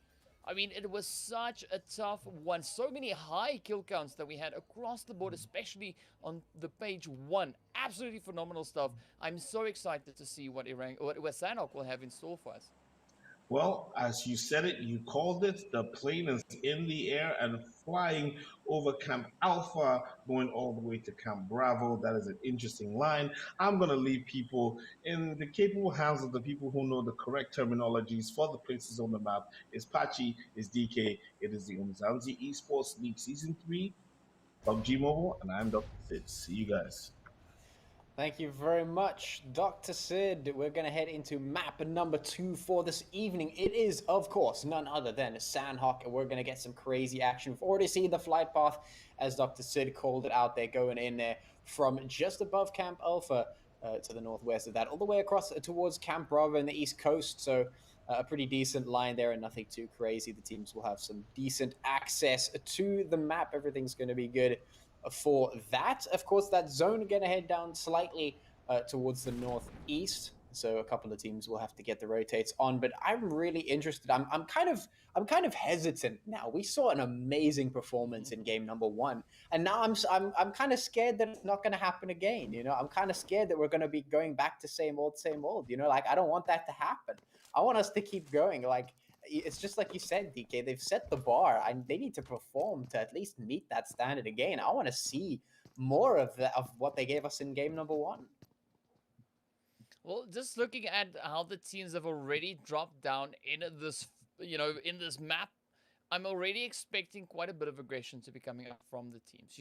They've set the standard on Erangel. Now we're looking to see whether or not they can continue with that momentum, continue with that kind of momentum. They've brought in the aggression. And so far, there's quite a bit of potential for that, of course, as we can see on squads in the lobby. Everybody just representing absolutely phenomenally. And I'm so proud, as I've said, to see these teams just go at it. But now we look to see also what the players here from Not Gaming and the Drogons are going to be doing. They are, of course, positioned all the way up in the north of the zone. So it's quite an interesting position to be positioned at. But, of course, the shots are already flying in as BBC and the players there from NFxUnique go at it. Law, as well as Nihal, already getting knocked down. Now it is up to Falak and Law to make that final play for BBC, looking to potentially seal the fate of NFxUnique, or maybe their own fate will be sealed.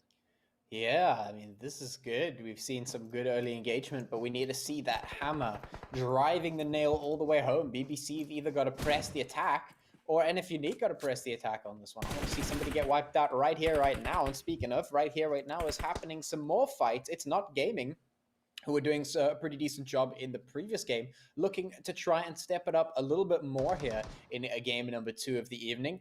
The Drogons are the ones going to be finding themselves in their crosshairs, so let's see if Not Gaming can bring the pain. In the meantime, Zist is going to, well, use his fist to destroy some BBC players, and BBC going to come right back into it to try and get some payback. You don't beat our friends with your fists, says Lord. No, thank you, sir. Up he comes, gets some nice thirst. They're actually going to just go straight up for the loot, not even going to bother getting the second thirst, if he even saw that one. But yeah, for the time being, just clearing out the compound, making sure that the rest of the team is nowhere in sight. Yeah, and of course, already BBC being put on a bit of a back foot there, but two teams that are not on a back foot just yet is, of course, the side here of Not Gaming and the Drogons, as they still look to continue with their potential fight. There's a lot of setup now happening between the two teams. As they are on their way through, they're looking to get into those angles, and of course, looking to find the weakness, the opportunity in the opposing team.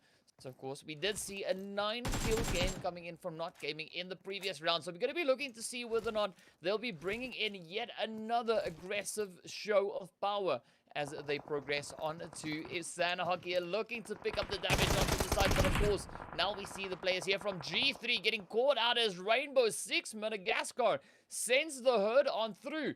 Of course, now it is up to Gunner from G3 to make that final play. Now, again, we see them not performing where we would expect them to be. They're getting really challenging in the... Yeah, I'm sitting here thinking, what on earth is going on here? G3, not a performance that we expect here. Now, of course, we are seeing that, you know, the roster may be a little bit different in terms of players, but I mean, come on, surely not. I mean, surely a single player change not going to be the biggest, you know, switch up in the roster ever. Surely the performance has got to come. I mean, you can't, there's no way G3 goes out in 16, you know? I mean, that's just unheard of. You don't see that happening every day. So, yeah, what a weird situation we found ourselves in. But I mean, it is really a testament to how much these teams are stepping it up right now. I mean, literally in the previous round, we were watching G3 and Gun go at it for top spot. You know, they were just leagues ahead of everyone else. Round number 2, though, it's just like you said, those switches have been flicked, and these teams are going absolutely bonkers here. So it's great to see. It's amazing to see this aggression. Now, of course, here, Rainbow Six going up against G3, and Buren not going to keep himself alive for much longer. Immediately gets knocked, puts G3 back on the back foot for the time being. Rainbow Six continue to put the shots in. That's is that the natural killers up towards the top there, taking quite a bit of damage there. So, I mean, these crosshairs, they're just going everywhere. Yeah, I mean, the Rainbow Six really showing up with the aggression here. I mean, they're taking a fight with natural killers and taking a fight at the same time with the players. Now, of course, we're going to be seeing whether or not that is a fight they'll be able to handle as they now come strafing into this, picking up Gunner in the process. Of course, now Buren so low on health, and this could be the game where we see if also plays here from Rainbow Six, Madagascar, sending G3 into an early lobby, and that is exactly what they do. G3, the first team back. No way. What is going on? I'm loving the plays coming in from these teams here, Patchy. I have to agree with you. There is nothing more to say about that other than these teams have decided that it's go time right now. It is absolutely go time. And of course, I mean, it is the perfect time to make this happen because unlike the previous round now, there is almost no room for error. You cannot be slipping up. You don't have grace period. You don't have time. You've got to give your all. You've got to come in 100%. If you're not mentally and physically prepared for these fights, you're going to get clapped. You're going to get sent back. And these teams are proving it right now. In they come, Gun getting slaughtered by Young Thundercats. I mean, look at this. The Young Thundercats, the chicken dinner winners from the previous game coming in to look for a bit more aggression. Once again, these guys came out from the relegation zone in the last day, just barely making it up. I mean, we were talking about switching up its strategy, but these guys have really upped the ante on this one. Going in for the aggression, going in for the attack. These guys are unafraid. They're just going for it. Now, of course, Gun is going to clap back as we expected, and maybe a little bit of what Dr. Sid was foreshadowing here. You know, you would definitely expect a team like Gun to at least say, no, we're not going to go out just yet. I mean, it's 15 teams still remaining. We're not going to go out in 15th position. So hopefully we see them hold on a little bit longer than G3 because, I mean, this is crazy. We're seeing everything getting upended, turned on its head. You know, these teams are getting challenged, and it's absolutely phenomenal to see. Yeah, it is definitely a phenomenal thing to see. But I'm looking to see exactly what Young Thunder will be bringing in this map. Already, they come into this game with a slight bit wider stride, right? I definitely think their stride has gotten a little bit wider. Just coming into today's games. Just seeing what they've been bringing in so far. And I mean, already applying that pressure onto the side here of Gun. But now we see the Drones applying the pressure onto the side of not aiming, finding the hits in towards them, sending them backing.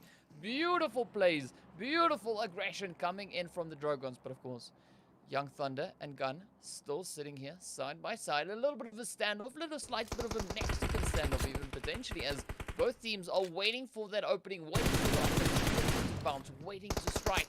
And of course, Gun is going to be looking to hold their compounds. But of course, now we see Nerf getting knocked right on down.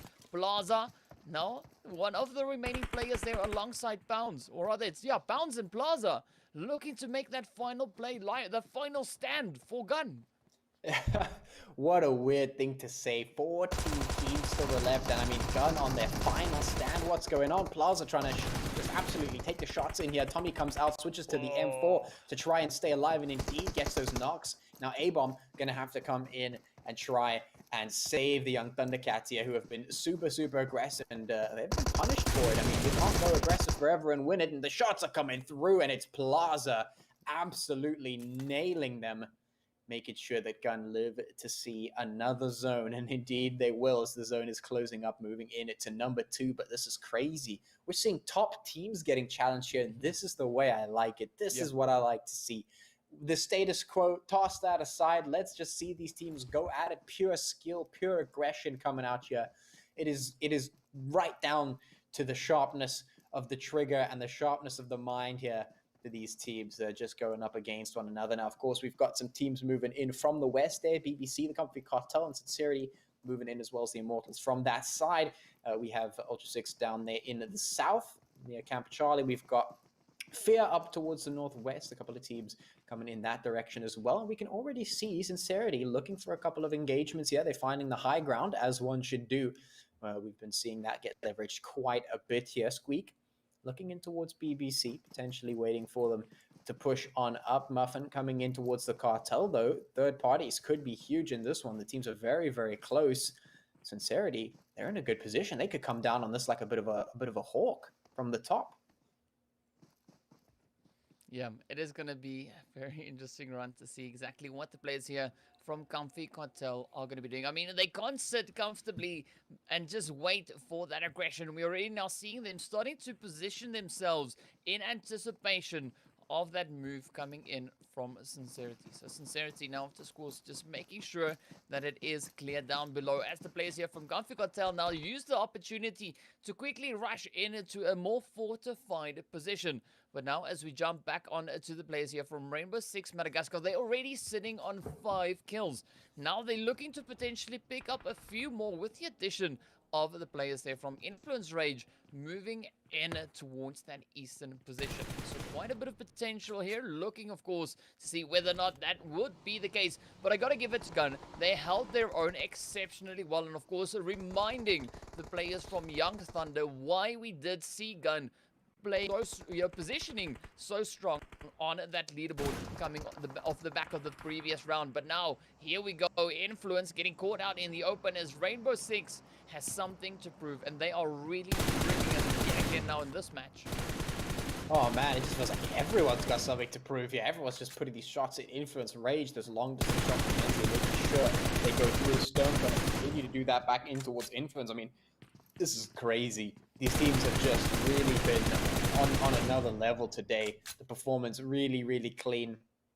I mean, these teams have been keeping a very watchful eye out on the surroundings, been putting some precise shots in, dissecting one another, despite the difficult situations and zones that we've been facing. I mean, this is the sort of level we've been wanting to see come out here, and it certainly means that we have an exciting round for the Umzansi Esports League here ahead of us. It really is. It's promising quite a lot for us, and yeah, I mean, all we can hope is that it continues. And of course, speaking of the continuing, we're seeing continuous fire coming in all across the board as these teams continue to look for those kills, look for those shots, look for those thirsts. And we're heading into zone number 3, and we've seen teams just getting knocked out. Plaza getting hit. Everyone just getting hit. Gun, G3, these teams dropping like flies as, I mean, the heat just getting turned up all across the board. Yeah, it is quite a thing to be witnessing. And of course now Natural Killers are going to be looking to find those heads onto the side of Gun. As you can see already, we did see Plaza getting knocked out here by Sella. The rest of the team there from Natural Killers, of course, just spread out behind Sella, positioned up on towards the eastern side, holding those hill angles. Of course, that is also a slight bit of an overwatch, potentially trying to set themselves up so they could find those few additional angles. But now it is going to be quite the difficult fight, as Gun is beautifully set up in their hard cover. They are not willing to budge. They're going to try and hold on to their angle as long as they possibly can. With the addition of that zone now shifting over towards the western side, we're going to be seeing a little bit of movement coming in from the few remaining teams, just still positioned on the outskirts of that zone. Yeah, and now we wait for those rotations to come through as the zone does head slightly off towards the west. You can see Gun still alive, making sure that they are good to go for the time being. The Natural Killers, another team that I've been wanting to see step up. They have a chance here now. We've seen teams like the Young Thundercats step it up at the previous game. I'm waiting for Natural Killers to show us a little bit of what they got, and maybe they'll have a chance to prove it. We'll, of course, have to wait and see. As Gun is now putting some shots in across towards... is that NFxUnique just up there on the mountain. So the long-range shots do not stop, which is so weird to see in a map like this, I suppose, where you would generally expect a lot more close-quarter fighting, and we have seen a lot of close-quarter fighting, but it's still, I mean, the basic game elements still hold true, still ring true. Those long-distance shots, absolutely deadly. And, I mean, even if you can just get a bit of damage into your opponent, it really can change the landscape of the fight moving forward. You know, deny them a little bit of meds for the next time you attack, keep them on their toes, and maybe even surprise them, catch them off guard a little bit. And these teams really just playing this game, whittling one another down, taking one another out, getting those thirsts. Absolutely nuts to see. And of course, things have calmed down just a little bit, which it gives us a little bit of breathing room, a little bit of room to breathe here, because yeah, these teams just didn't seem like they were going to let up, but I guess even they need a bit of a break. But they're still looking for something, looking for some fights. The zone is, of course, going to force quite a few of those, especially as we see it get a little bit smaller, moving in from zone 3 to 4. The rotations will come in that much more for the time being, though most of the teams comfy inside those houses, inside those compounds. We've got the Drogons sneaking up right up ahead of them is Rainbow Six, so they're going to have a little bit of conflict here, but the snaking through the grass, not going to be heard just yet, so maybe, just maybe, the Drogons will be able to catch them with guard. Quara, though, is looking forward. He's got his watchful eye out, but the shots come in. True, going to put the first ones in. Instantly retaliated. The Drogons get to stand up now. Surprise attack from the grass. Shots going straight on through and insta down on to Rainbow Six. They are just instantly taken completely out from both sides. The Drogons taking perfect advantage of those third-party shots coming in from Influence Rage. Yeah, of course, both the Drogons as well as Rainbow Six, they've already tasted, they've already been able to acquire quite a few points in this match alone. Now, of course, they're going to be looking to make that final stand and find a good rotation up in towards the zone, as the Drogons are now only sitting on a two-man team. They came in with 3 players, of course, losing Dan in the process. But now they're going to be looking to try and rotate up into a strong position, setting themselves up for this next phase. But of course, we're going to be seeing where that phase is going to be taking us as we jump over towards the players here from FIA, who are still looking to find their own entry into said phase. As we, of course, now have that shift happening. The teams have a little bit of distance to cover. They're only 200 meters, so it's not too far away for them. But it is going to be a heavily controlled seeing that we still have 13 teams remaining, and of course 38 players still alive. Now UAE also just hugging this eastern side of the. Curious to see though where the teams are going to try and rotate up into next. Yeah, we'll just have to wait and find out, because those rotations will indeed be forced out of these teams like Ultra 6. You've got to get a move on. Zone's about to move in 20 seconds. They have to push on up. Who's going to be the next team to fall? I have no idea. We've got 13 teams, 38 players left remaining here. We've got Lord just keeping his eye out in towards the comfy Cartel, sneaking around, looking for some cheeky shots, standing up, and there it is. The first knock, and instantly goes for the thirst. Isn't going to find it, but that's going to throw comfy Cartel into a bit of a pickle here. The instant thirst does come out from Falak there, so capitalized on the damage done. And now Cartel, they're finding themselves immediately down a member. BBC is still on 2 for their own, so they are on the back foot. But look at the damage being done. A little bit of a bait and switch here. Lord on the one side, for Luck on the other side, just keeping those angles open for themselves. If it can't be spotted out by the one, then the other will just take the shot and force them to the other side. So they've really got Comfy Cartel pinned down here. Lala looking to try and find some suppressing fire. Sees Lord peeking out there. A little bit of return of damage done in towards him, but not enough to shake him off the angle just yet. The Cartel find themselves cornered in this warehouse at the moment. A good thing they have a couple of exits to use at least. Undisputed AE have found their way into the zone here. Now they're taking a peek at the Natural Killers, who are also making their rotate in and trying to do a little bit of gatekeeping there to stop them from getting across that line. Of course, they are going to be able to use a bit of cover while they do so. But from here on out, things get super, super difficult, because as we head in from Zone 4 to Zone 5, the blue zone does a lot of damage, and the gatekeeping becomes that much more effective. And with this amount of players still left, it's going to be nuts. Oh, but we see now, of course, the players here from BBC looking to make their stand right here on the edge of Quarry. We, of course, have the players from Gun positioned in Quarry, which is quite a difficult position to be in. They are down in the bowl, so it will definitely make their exit out of the Quarry quite challenging, looking at the amount of teams we have surrounding this.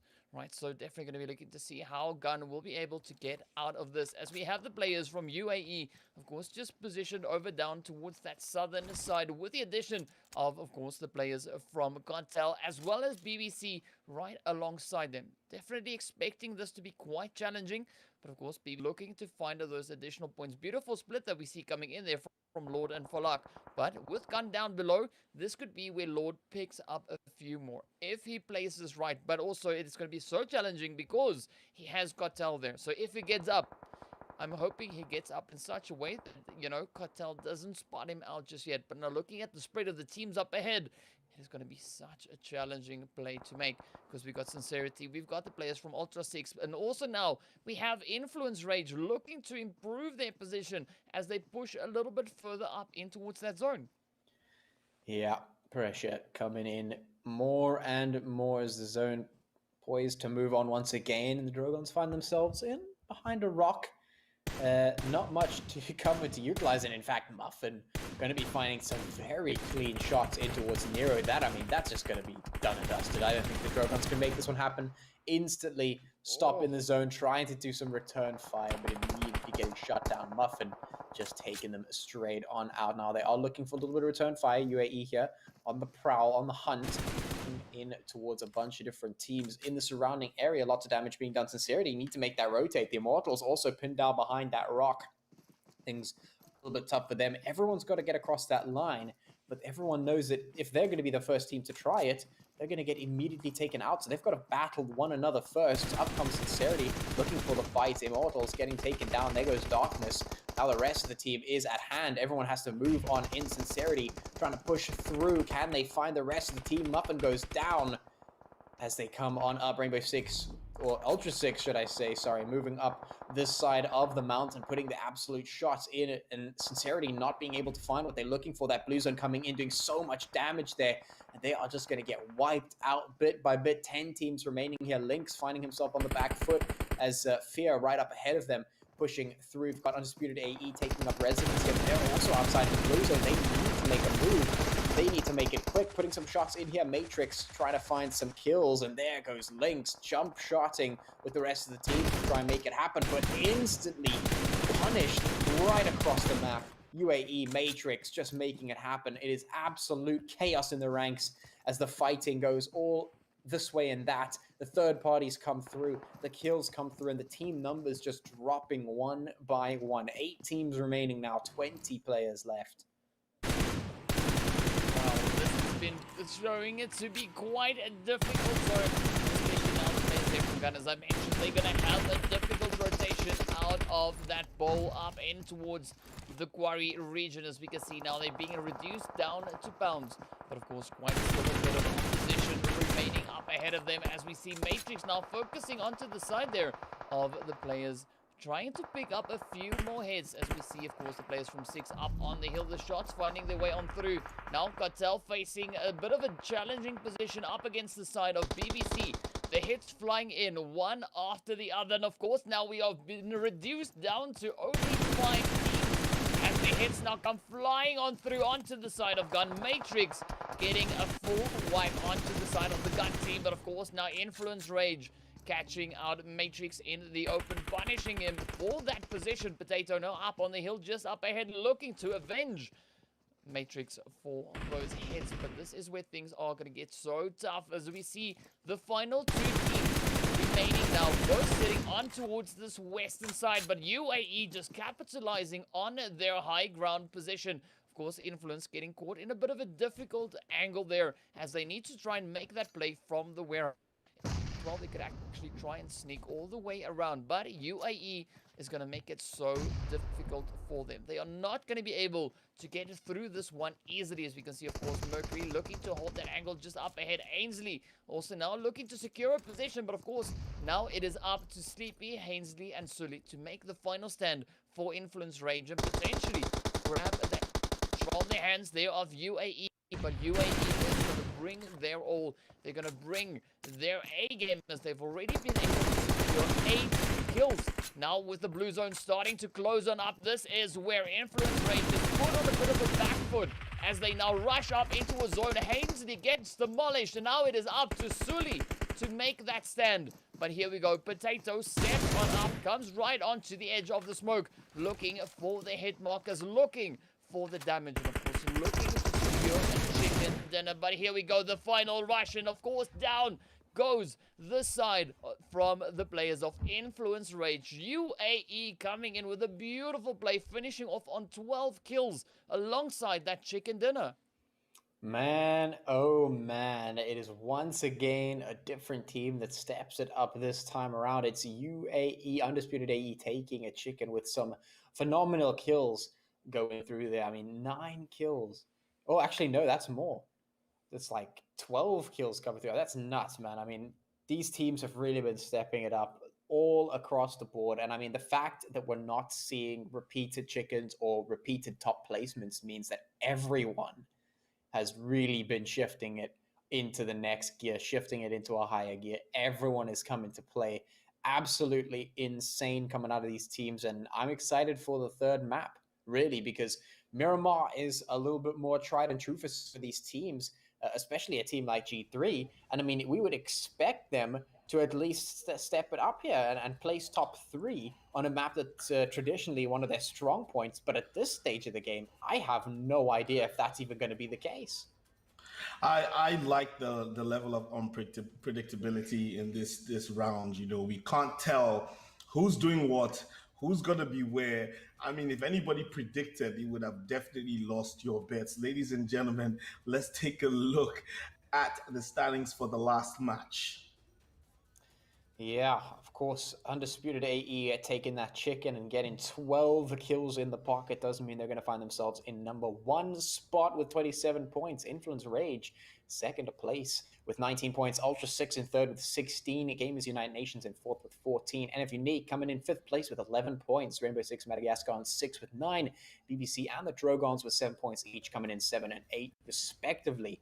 So already we can see a huge shift in some of the placements coming through for us, even from the previous game. Moving on to the next page, Scincerity taking up 9th spot with 3, Comfy Cartel with 2 points in 10, the Immortalz in 11 with 1, as well as Fear, Not Gaming, and the Young Thundercats with 1 point each, coming in 12, 13, and 14. The Natural Killers and G3 coming away with no points in 15 and 16. So, I mean, that's nuts. I don't think we've seen G3 in that spot for, I don't know how long. Yeah. And this is our MVP BBC Lord coming in with 5 kills, 608 damage, and a survival time of 22 minutes and 14 seconds. The action is lit, it is hot, and we can't wait for the final map of the day. The action is unbelievable. Ladies and gentlemen, my name is Dr. Sid. I'm here with DK and Pachi, and we'll be right back after this break.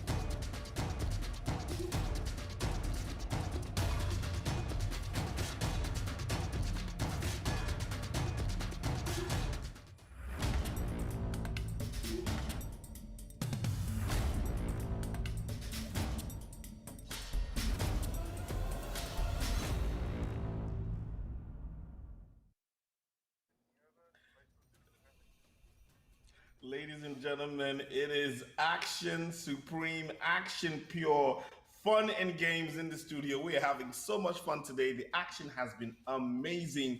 Teams are literally turning the entire tournament on its head. It is the Umzansi Esports League, brought to you by Northern Gaming. This is the PUBG Mobile segment, and we have seen some, as we say in Nigeria, table shaking. Literally, the table has been shook. So let's take a quick look at the tables for the last game. Yeah, well, of course, the schedule, my bad. I'm sorry. It's Miramar. We already know what it is. It's Miramar coming in game 3. It's the same standard format we've been seeing in the last round as well. So, of course, that map that we're looking forward to is Miramar. That's what is coming up. It's so weird. Does anyone else feel like we've just sprinted through the last 2 maps? Yep. Definitely sprinted. The action has been unbelievable, and I'm definitely looking forward to what happens on Miramar because the gameplay is so different with the long-range shots. DK, talk us through this table. How shocking is this? Ultra 6? Whew. Well, it's not really all that shocking, as we are seeing quite a bit of table shaking happening here. And of course, the team that shook the table and completely ripped it apart was the side there of Undisputed AE, finishing off on 12 kills and 27 total points. Of course, Influence Rage coming into second place there on 19. Ultra 6 finishing up in 16th, and of course Gun also then taking 4th place, also on 14 points. But I gotta say though, again, the kill distribution we see on this first page, some really impressive numbers right out the gates, and of course the teams being able to secure themselves those good positional plays, those good angles, and of course the ever much needed points. As we can see, the Drogons and co, everyone just bringing in the play. But of course, as we move into the second page, this is where the points really start to drop off. And we see the players, of course, not finding themselves in the same spot as they did on the first match, which of course was on Erangel. But, you know, looking at the way that they played that, it might have seemed that they were a slight bit overconfident coming, you know, in from how they've performed on Erangel, you know, hoping to maybe, you know, see a continuation of the momentum there. But of course, Gun really putting them to a very quick halt, bringing them down, humbling them out. And that is a good thing to see, you know, the teams being reminders like, yes, all right, you've dialed up the aggression, you've dialed up the gameplay, but now, yes, you caught us by surprise on game 1. Game 2, Game 3, we're going to be ready for that. And that is what we saw coming in towards Sanok, right? Now, I'm again looking to see a continuation on that as we move in towards Miramar, because now all the teams know what is coming. They know, all right, everybody is bringing it. Now, we're going to be seeing those teams just bring it into this last match. So listen, people have been brought down from their lofty heights, but we are going into a map that definitely gives anyone and everyone an opportunity to be great. We've seen G3 Temper very, very well in this particular match, bringing in their long-range gameplay and amazing communication and tactics.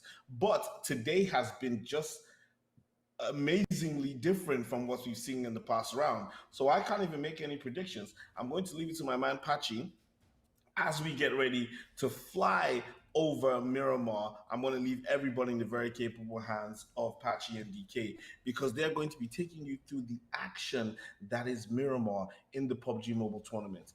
This particular map has proven to bring out the best in a lot of players. If I'm not mistaken, this was the map where Citizens Gaming probably had their highest finish before they decided to drop out of the tournament. But, ladies and gentlemen, Patchy, you know, obviously we know G3 does well on this map. What are we expecting as I leave you guys to take away all the action? I will see you after the game. Thank you so much, Dr. Sid. Yeah, what are we expecting? That's a good question. I mean, you know, like I said, we expect G3 to perform it because traditionally that's where they have performed. But also traditionally, we don't see them getting taken out first. So, I mean, who knows what's happening right now? It's absolutely nuts. We've seen teams going out first. See, we've been seeing young Thundercats getting chicken dinners. We've been seeing a bunch of crazy stuff today. So I guess today is a possibility, or is a day of endless possibilities, should I say. That flight path going to take us all the way from the southwest up into the northeast. And I mean, that's a pretty decent flight path. That's going to give everyone access to pretty much wherever they'd like to drop. So the real question is going to come down to that zone, where it decides to drop, where it decides to land. And then we'll move from there. We'll work up from there. But I mean, just, you know, I don't want to make any predictions or any thoughts of these teams right now. We're going to start off with a clean slate. That's what we started off with here in this round. So I'm just going to give these teams a clean slate to prove themselves here on Miramar. Let's see what they do, because I think any of these teams could step it up right here. Yeah, and this would definitely be that opportunity for G3 to come in again. You know, show us, remind us of the play and what they are able to do. But now with that zone shifting on down over on towards that southeastern side, things are going to be particularly difficult. But we already have a nice congestion, a nice bit of clumping over on towards that western side of the current zone. So it's going to be interesting to see exactly how the teams are going to handle themselves in that region. And of course, also looking to see how the teams that came in a little bit on the wrong end of the stick in the previous match, how they're going to try and compensate for that coming into this final match. Yeah, we will have a look and see, as of course on your screen, the teams flashing by. We'll see which of them is going to find a chicken dinner here in game number 3, the final map for this evening. And indeed, what a crazy evening it has been for PUBG right here. We see Lala already picking up the pace, trying to put some shots across to the teams off in the distance there. Already looking for those points, already looking for those kills to get ahead in life. The Comfy Cartel looking for some points of their own. We'll see who is going to be the first team to go out here, because right now that's a giant question mark. Anyone could be that team. Of course, on your screen here, we've got Not Gaming, a team that seemed to do well in the first map and then got punished for, as DK mentioned, a little bit over aggression. The same with the Young Thundercats. And we'll see if they can perform here against the Natural Killers, who we've been waiting for in terms of just seeing if they can step up and give us a show. Macho going to be putting the shots in towards Osiris, who gets caught out there. That Uzi doing the damage that it needs to do. And of course, Thirst coming through already. So the Natural Killers going to find themselves on the back foot to start the match off. Are they going to retaliate, or are they just going to have to retreat away from this one? It's definitely going to be an interesting one to see, of course, what they'll be doing. Because if we look at the previous games, looking to see what the Natural Killers and, of course, the players there from Not Gaming was doing, we did see the Natural Killers being able to pick up 2 kills in that first match. And, of course, as they moved into the next round, they got sent back empty-handed. So they're definitely going to be looking to make a comeback coming into this round, into this final match here over on towards Miramar. But also then, the players from Not Gaming, they also got sent back in the previous round empty-handed with only 1 point coming in on that map. In the first one, they were able to secure quite an impressive play, though, finishing off with 9 kills. So also, they still have to prove, they still have something left to prove. They're currently sitting on a total of 11 points. Right, currently trailing about by 16 points behind the players here from Undisputed and, of course, Influence Rage. So there is a bit of a play to still make for these teams as they look to find a strong position, a strong setup coming into the zone. And I'm definitely looking to see exactly what the teams are going to be doing, because that zone has shifted all the way over towards that far southeastern side. So there is quite a bit of rotation needing to come in from the team. So I'm curious to see exactly how they're going to go about that. Yeah, we'll just have to wait and see. For the time being, though, not as much aggression here on this map as we've seen in the previous 2. Maybe the team's feeling a little bit of the shell shock coming out of being so hugely aggressive for so long. And of course, the map is a lot bigger, so definitely slowed things down just a little bit. But I definitely don't want to see that detract from the insane gameplay that we've been seeing here so far this evening. It's really going to be quite something if we were able to say that on the first map or the first day of this round, we only saw insane mashes all across the board. That would be great to say, and I really hope they keep up the pace on this one. Waiting to see if they're gonna, maybe do some commandeering of those advantages, those high ground spots, to see if they can put the long range shots in, because that is pretty much the name of the game when it comes to this particular map. And G3, of course, being the ones who really showcase that in a good way on this map. We've seen them do some insane cross-map shots with some insane height advantages. So we'll see. Can they replicate it? Can another team replicate it? Can they find that groove, or is it going to be a whole different gameplay pace altogether? We will see. For the time being, the teams are just positioning themselves, getting themselves rotated and in the right spots, making sure they've got their loot, making sure they are where they want to be. So for the time being, it is silence across the desert. Yeah, that silence before the storm. And now we wait to see, of course, exactly where and how the teams are going to try and set themselves up in this coming phase. Of course, so we can see the players Ultra sector up in towards Los Leones, just going through their business. But now, this is where the aggression is coming in from the Drogons once again. Up Zist, finding those heads straight onto the side here of NFxUnique. And it is going to be an exceptional challenge now for NF to try and make a comeback from this. As you can see, the Drogons, they are so alert. They've got their attention dialed in. They're looking for those pixels out of place, and of course they're striking at a moment's notice. Yeah, indeed. The Drogons now here on your screen, just commandeering this particular compound here. Phase off in the distance there.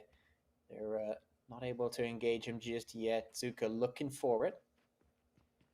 We'll see if any of those engagements can continue. At the moment, we've still got 61 players here slapped onto this map. And I want to see those numbers decreasing super rapidly. I want to see those fights happening. I mean, we've been given such a great show on these last two maps. I want to keep it going. I want to keep that momentum flying through. Now, of course, as you can see on the map, the teams are moving in. The Natural Killers and Gun off in towards the west there. Going to be rotating in. BBC already commandeering the western portion of the entrance of that zone there. So maybe we'll see a battle between those teams. Of course, the rest of them positioned relatively well inside the zone along for, or except for a couple of the teams that are still just making their way out of that blue in across that line. But certainly we're seeing the teams getting closer and closer, and this is really where we start to see, hopefully start to see that pace getting picked up. You can see those nades flying in from G3 as the Drogons are getting very close in proximity to the challenging here. Zuka just getting knocked there very close on the edge, putting the return fire in towards G3, but at the moment it's just a little bit of a shootout, no committing just yet. Yeah, and of course, we're really seeing some healthy competition coming in between these teams. And this is what we were waiting for the teams to step it up. And now, of course, G3 trying to show up in this round. This is in which, of course, they can do exactly that. As we know, it is one of their strong maps as well. We've seen some strong performances in past matches, but will they be able to bring it in? So far, they're on a pretty good standing, and they've got a nice, decent amount of spread coming in on the angle over towards the Drogons here. But of course, the Drogons are looking to play these ridge lines, and of course, Dan and Nero up ahead, also looking to apply the hood on towards Buden, and comes rotating in his vehicle, just dancing back and forth, trying to get in behind that ridge line. This is, of course, where we'll be seeing how much G3 will be bringing it in this match. And so far, they're off to a pretty strong start as they find that first knock up in towards Tezuka. Now, Dan and Nero looking to make that stand. They finish off on Sanok pretty strongly, showing quite a bit of aggression. But will G3 now have been able to figure out how to best play against these teams with the newfound mentality they are bringing into these games? Yeah, we'll see how far it carries them. At the moment, G3 going head-to-head with the Drogons. Not something that you would usually see take this long, but here it is. The Drogons off to the one side. Buden going to try and get a little bit of a peek here. He's going to be jump spotting them out. Some shots now flying through. It's Broly actually from Cartel who's going to get taken down by Scincerity then in the kill feed. But we are seeing the shots come through in towards the Drogons as G3 has some good height advantage, leveraging it against the Drogons. Dan juicing himself back up to health. He has to be careful. He's getting pushed. G3 on the hunt, looking for blood. Are they going to find it, though? Indeed, going to get caught with a nade in hand. That is not where you want to be, especially up against a team like G3, who's got some redemption to prove here on the third map. We'll be finding that thirst in immediately. The Drogons there on the back foot. 15 teams left at the moment, 58 players. And of course, these teams have so much to do. Teams like G3 especially, so much to prove here in the final map. They've got to remind us of why they finished right at the top of that leaderboard in the previous round. Yeah, I mean, there's quite a bit to show, of course, but now we see the players from Ultra 6, no brainer, getting knocked out. A quick bolty finding its way on over in UAE. Of course, as you mentioned, you're looking to continue that momentum, looking to continue the role that they've already been able to find themselves on. You can see Potato now looking to make a play down onto the side there of Lynx, but of course this is where we now see the players from Ultra 6 looking to fortify their angles, looking to get their numbers back up so they can contest against the side of UAE. I mean, 15 teams in the lobby. We are approaching the end of our second phase as we get ready to move into the third one. So it's going to be interesting to see where that zone centers up and whether or not UAE and of course the side there of Ultra 6 will need to rotate out of this position. Yeah, they're looking for some shots and actually going to be doing some damage to the vehicle, crippling their rotational capabilities there. That's some big brain plays coming through, some tactical plays coming through there, you know, thinking about the bigger picture instead of just looking at the kills. So we've definitely seen some stepping up here all across the board. Now Potato looking for some of those long range shots. He's got his sniper in hand, looking to see if he can put Ultra 6 down here. They've been dealt a little bit of damage. If he can spot them out, is looking for No Brain, but hasn't found any shots just yet. No Brain just carefully up on the staircase there, car in hand, looking to see if he can find any of those return shots. Lynx also seeing if he could spot out any of those players from UAE sitting at the top of the hill. They are going to be inside that zone though, so UAE is safe at the time being. They can actually just chill, whereas Ultra 6 do have to get the rotate going as soon as they can because, well, 30 seconds left and that zone is going to be moving on up, and you don't want to get caught out in that. You don't want to be giving away free damage if you don't have to. Well, it is definitely going to be an interesting rotation to see whether teams will try and rotate up into. Of course, we did see the players there from G3 just moving a slight bit out of Picardo, heading over on towards the east to set themselves up in towards that zone. And of course, Influence Rage came in with their rotation through the junkyard all the way down up now onto that side of La Bendita. So definitely an interesting position for these teams to be in. And of course, quite a bit of a spread happening, especially down on towards that southern edge of the zone. But now we look to see what the players here from NFxUnique will be doing, what they'll be attempting as we do from just in front of them. But we definitely see the teams relaxing a little bit. You know, we did see them coming in quite aggressively off the back of Erangel in towards Sanok.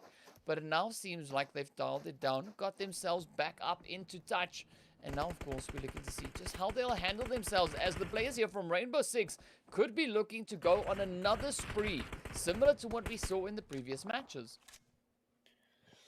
Yeah, indeed, indeed. And of course, here we've got Hidden putting those shots in the Mini 14, just tap, tap, tap and away. So much damage being done from all sides, from all angles. Smoke is not going to save you from the bullets. And indeed, Hidden going to find those kills for the rest of the team. Will find those thirsts coming through that smoke that does not block bullets. Macho now going to be on the receiving end. Here's the Immortalz come over the hill. We'll see if they can keep it up. Darkness with that Mini trying to go hand. It gets a little bit of damage from the Not Gaming squad off in the distance. Got to be really, really careful about isolating those angles, though. You don't want to get third parties, especially not as a time like this, where there are still 15 teams remaining. I mean, if you go out now, you are not going to be getting any points, which is definitely not where you want to be. We know how critical, how absolutely important points are at this stage of the game. You've got to get as many as possible. You cannot let yourself slide. There's no room to budge. You have to get those points. The shots coming through from the Immortalz there. The Not Gaming squad making the rotate, going to find themselves caught out in that blue to try and escape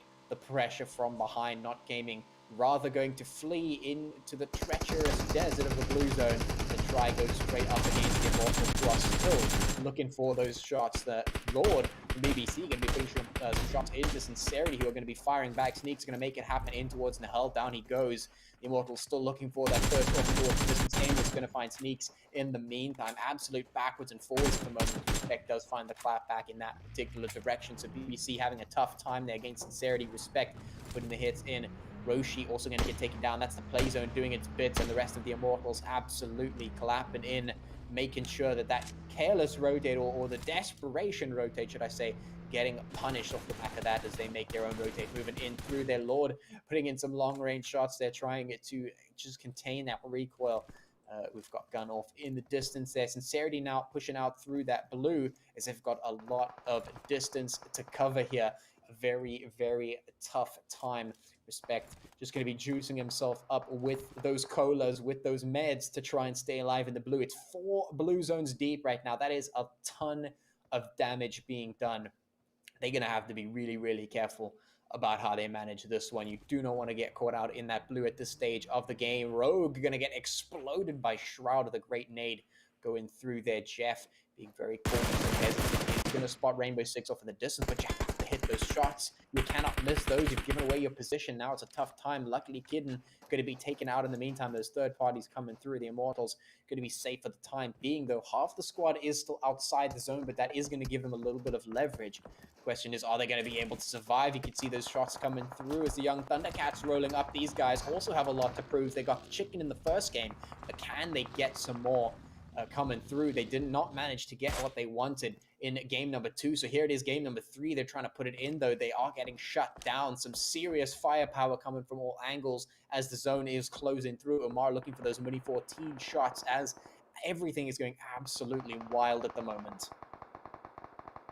Well, it is looking just like an absolute hornet's nest as the teams are to converge down on towards each other, and also at the same time looking to find that position within the next phase. We are in the 4th phase, about to come to the end of that as we get ready to move into the 5th. But now Young Thunder looking to apply the pressure onto the side there, of course, of the players from the Immortals. But now BBC coming on their own, touching the edge of the crater as they move on through. But Python perched up in the window looking to send through so much damage. Of course, now we see the players here from Ultra 6 also positioned just inside the zone over towards the east here of the Immortals. So they are definitely trying to pick as many fights as they possibly can. Yeah, and it is absolute chaos here. Immortals finding themselves with a little bit of cover, utilizing it to put the shots into the surrounding area. But look at all of those teams making the rotate. Look at all those teams in the vicinity. Absolutely nuts. The numbers are crazy. No brain. Look at those long-range shots absolutely flying across the board. Troon putting the shots in and Umzansi Superior going down. Everything is just chaos as the rotates come through, as teams take up residence in these houses and cover taking all over the place. They are jam-packed into the zone at the moment as that blue closing up just barely at the moment. Ultra 6 now off in the distance from the Immortals. We've got Rainbow 6 all the way to the other side. The shots coming in from Quara also towards Illusion. Shoto going to go down to the hands of Gunner Stone and getting taken out by that play zone. This phase also drops due to Python. Of course, we have Lord continuing to put the shots in there. BBC keeping themselves alive, although they have to be very careful. Playing right up to the edge of this blue zone is going to be very, very difficult. 37 seconds left before it starts closing. These teams are running out of time. 10 teams remaining as we see those wipes absolutely flooding in here. We've got 28 players alive. Those numbers are dropping bit by bit. Down goes for luck. He's getting punished, though. Lord coming in to get some recompense for his team, trying to keep BBC alive. They've got 2 players left. Gun now making the rotate, trying to get their players alive as well. It is a desperate scramble to stay alive, to put the shots in. There's so many angles that are exposed right now that the teams are trying to watch. So difficult to isolate the cover. So difficult. I mean, look at this rotate that the teams have to make now, streaming in from the south. Those third-party shots going left, right, and center. You can see G3 trying to put them in towards UAE. We've got Ultra 6 caught in the crossfire. The Immortals trying to make the rotate. Everyone's got to get up into that zone all the way in the north. It is absolute chaos as these teams try to stay alive. 19 remaining, 25 players left. Tato trying to put those shots in. Absolute craziness all over the place. Wow, it is such an insane fight breaking out across this map. As you can see, of course, UAE looking to pick up that momentum and push on through. And of course, now we see the players here from NFxUnique caught out on the edge of the blue as it swoops in. And of course, Papa Blue sends them right on back. UAE now looking to find their own rotation back up into a zone. But Lynx looking to pick up a few more points for the team. Seeing that Lynx is the last remaining hopeful, of course, now getting caught out in the open aimbot, trying to put those shots on through with the mini. It's got that scope focused on towards Lynx, but with that potato, picks it up, closes it out, and it is the end. Now we see UAE trying to make their play, coming in with 4 players strong in towards the zone. G3 right here alongside them. It is a bit of a tricky angle to be in, but Gun looking exceptionally strong still once again as they move also into this late phase with really strong numbers in their favor. Of course, we've got 15 players remaining, and now UAE's numbers are getting reduced as G3 is stepping up, claiming their position up in this match, and of course doing an exceptional job at that, already being able to bring in 8 kills before we jump off of them. Now as we look to see whether or not they'll be able to wrap it up onto the side there of UAE, things are especially challenging.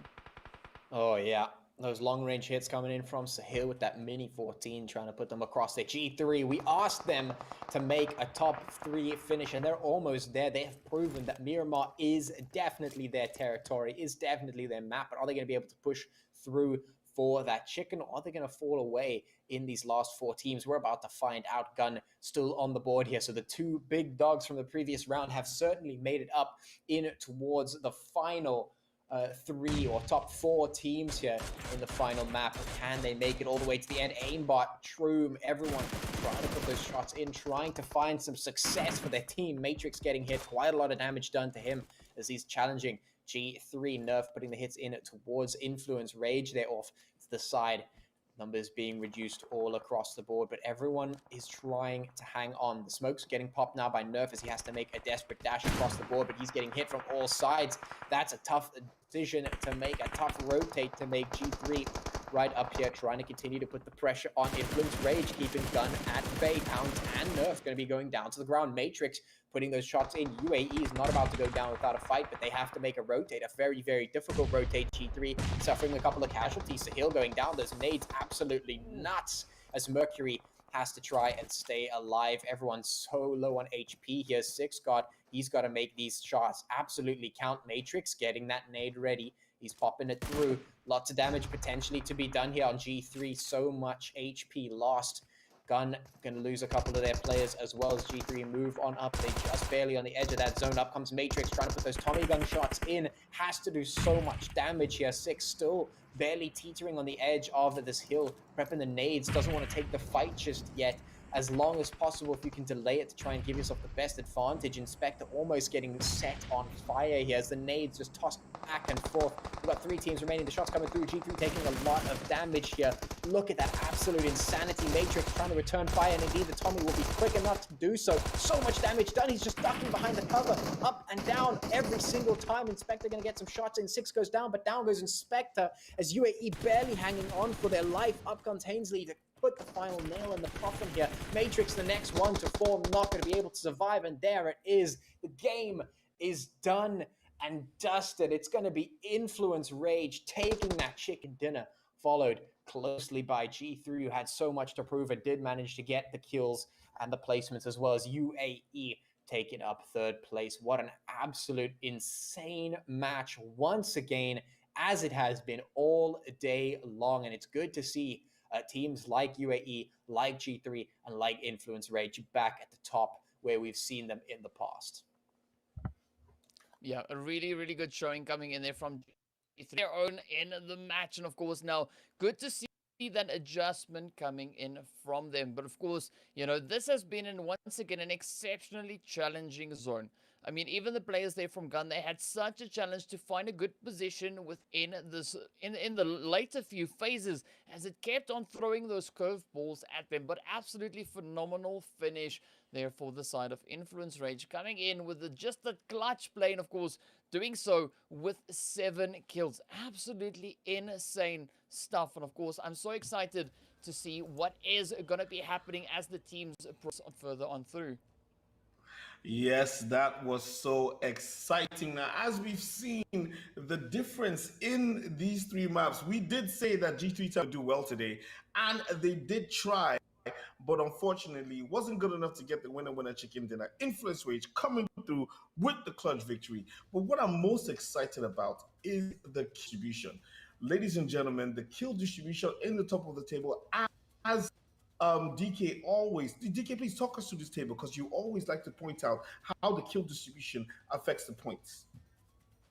I mean, of course, as we've seen now, those kills are absolutely essential for teams if they're looking to catapult themselves right up there. And what a strong showing that was coming in off of the back there, coming in with the 9-kill match, finishing up pretty strong in this one. And this, of course, is the performance we were expecting to see from the side of G3. But of course, also got to give it there to Undisputed AE, bringing it once again for a round there, finishing off strongly as well, securing those 19 points. But Influence Rage with the 7 kills on that chicken dinner, absolutely phenomenal stuff. But BBC also now coming into the foreground there, finishing off strongly in that round. The second page, of course, this is where we see the kill distribution not looking too great, as it was quite challenging, and the teams, of course, some of them meeting a fairly swift end at the level of gameplay we've been seeing coming in from the teams just in today's matches. That is expected. We're expecting it to be so challenging, and I really got to give it to them. I mean, this has been an absolutely phenomenal start to the round. And let's take a quick look at the MVP of the last match. Of course, BBC coming in there. Look at Lord. 5 kills, 551 damage, 20 minutes survival time. BBC also, as DK mentioned, coming a little bit to the fore with some of the performances there, which is really good to see. And it's actually, we've seen quite a switch up from BBC in terms of their gameplay. You know, a lot of their earlier seasonal gameplay, especially in the previous season, was very much that hit and run tactics, the surprise attacks, that sort of odd rotation coming through. But they've actually proven that they're a very capable and competent team when it comes to being able to move and fight in a more traditional sense. Of course, BBC Lord getting his second MVP of the day. I'm super happy for him and his team as well. What is most exciting for me at this particular time of the day is to find out what the overall standings look like after this first 3 games in the second round of the PUBG Mobile tournament. And this is looking very interesting. Patches through this table as we're looking at it. Interestingly enough, this actually seems to almost sort of reflect what we saw in the beginning of the previous round, where we had teams like Undisputed AE towards the top of the leaderboard. Seeing Influence Rage up there as well, definitely quite a big change up. We've got the Young Thundercats sitting towards the top there thanks to some of their chicken dinner points coming through, as well as those kill points. We do see Gun and G3 on that first page, which is to be expected. And I do suspect that we will see a lot of these standings change up as we move forward through the rest of the round. But it is interesting to see teams like Influence Rage and Undisputed AE sitting towards the top at the moment. But then again, looking at the bottom half of the table, there are some familiar faces like Fear, Not Gaming, and the Drogons, who seem to have not done as well. And it is still early days around BBC, Scincerity Esports, Fear, Rainbow Six Madagascar, Not Gaming, Natural Killers, Drogons, and the Comfy Cartel round up the bottom 8 of the leaderboard. Definitely, there are more teams, as you can see, from 17 to 24, who are yet to play. And they will be playing, of course, tomorrow when we have more PUBG action in the Umzansi Esports League. This is Season 3, brought to you by Nodwin Gaming. Guys, it has been an amazing night. I'm not going to lie. we have literally sped through these games. I'm looking at the time and I'm realizing that the players have really, really brought their A game. Ladies and gentlemen, once again, I'd like to say, if you aren't following Nodwin Gaming on all, you need to be following us on all our socials, and that is Nodwin Gaming Africa. You can find us on all platforms because you need to stay up to date with all the action that is esports. This is where you find all the action on esports in Africa. Ladies and gentlemen, I want to give a big shout out to Pachi and DK, two amazing guys that are giving us all the action as we've seen it on our 3 maps, Erangel, Sandhawk, and Miramar. But not to worry, we'll be back tomorrow with some more esports action from the Umzansi Esports League Season 3. My name is Dr. Sid, and I will see you guys tomorrow.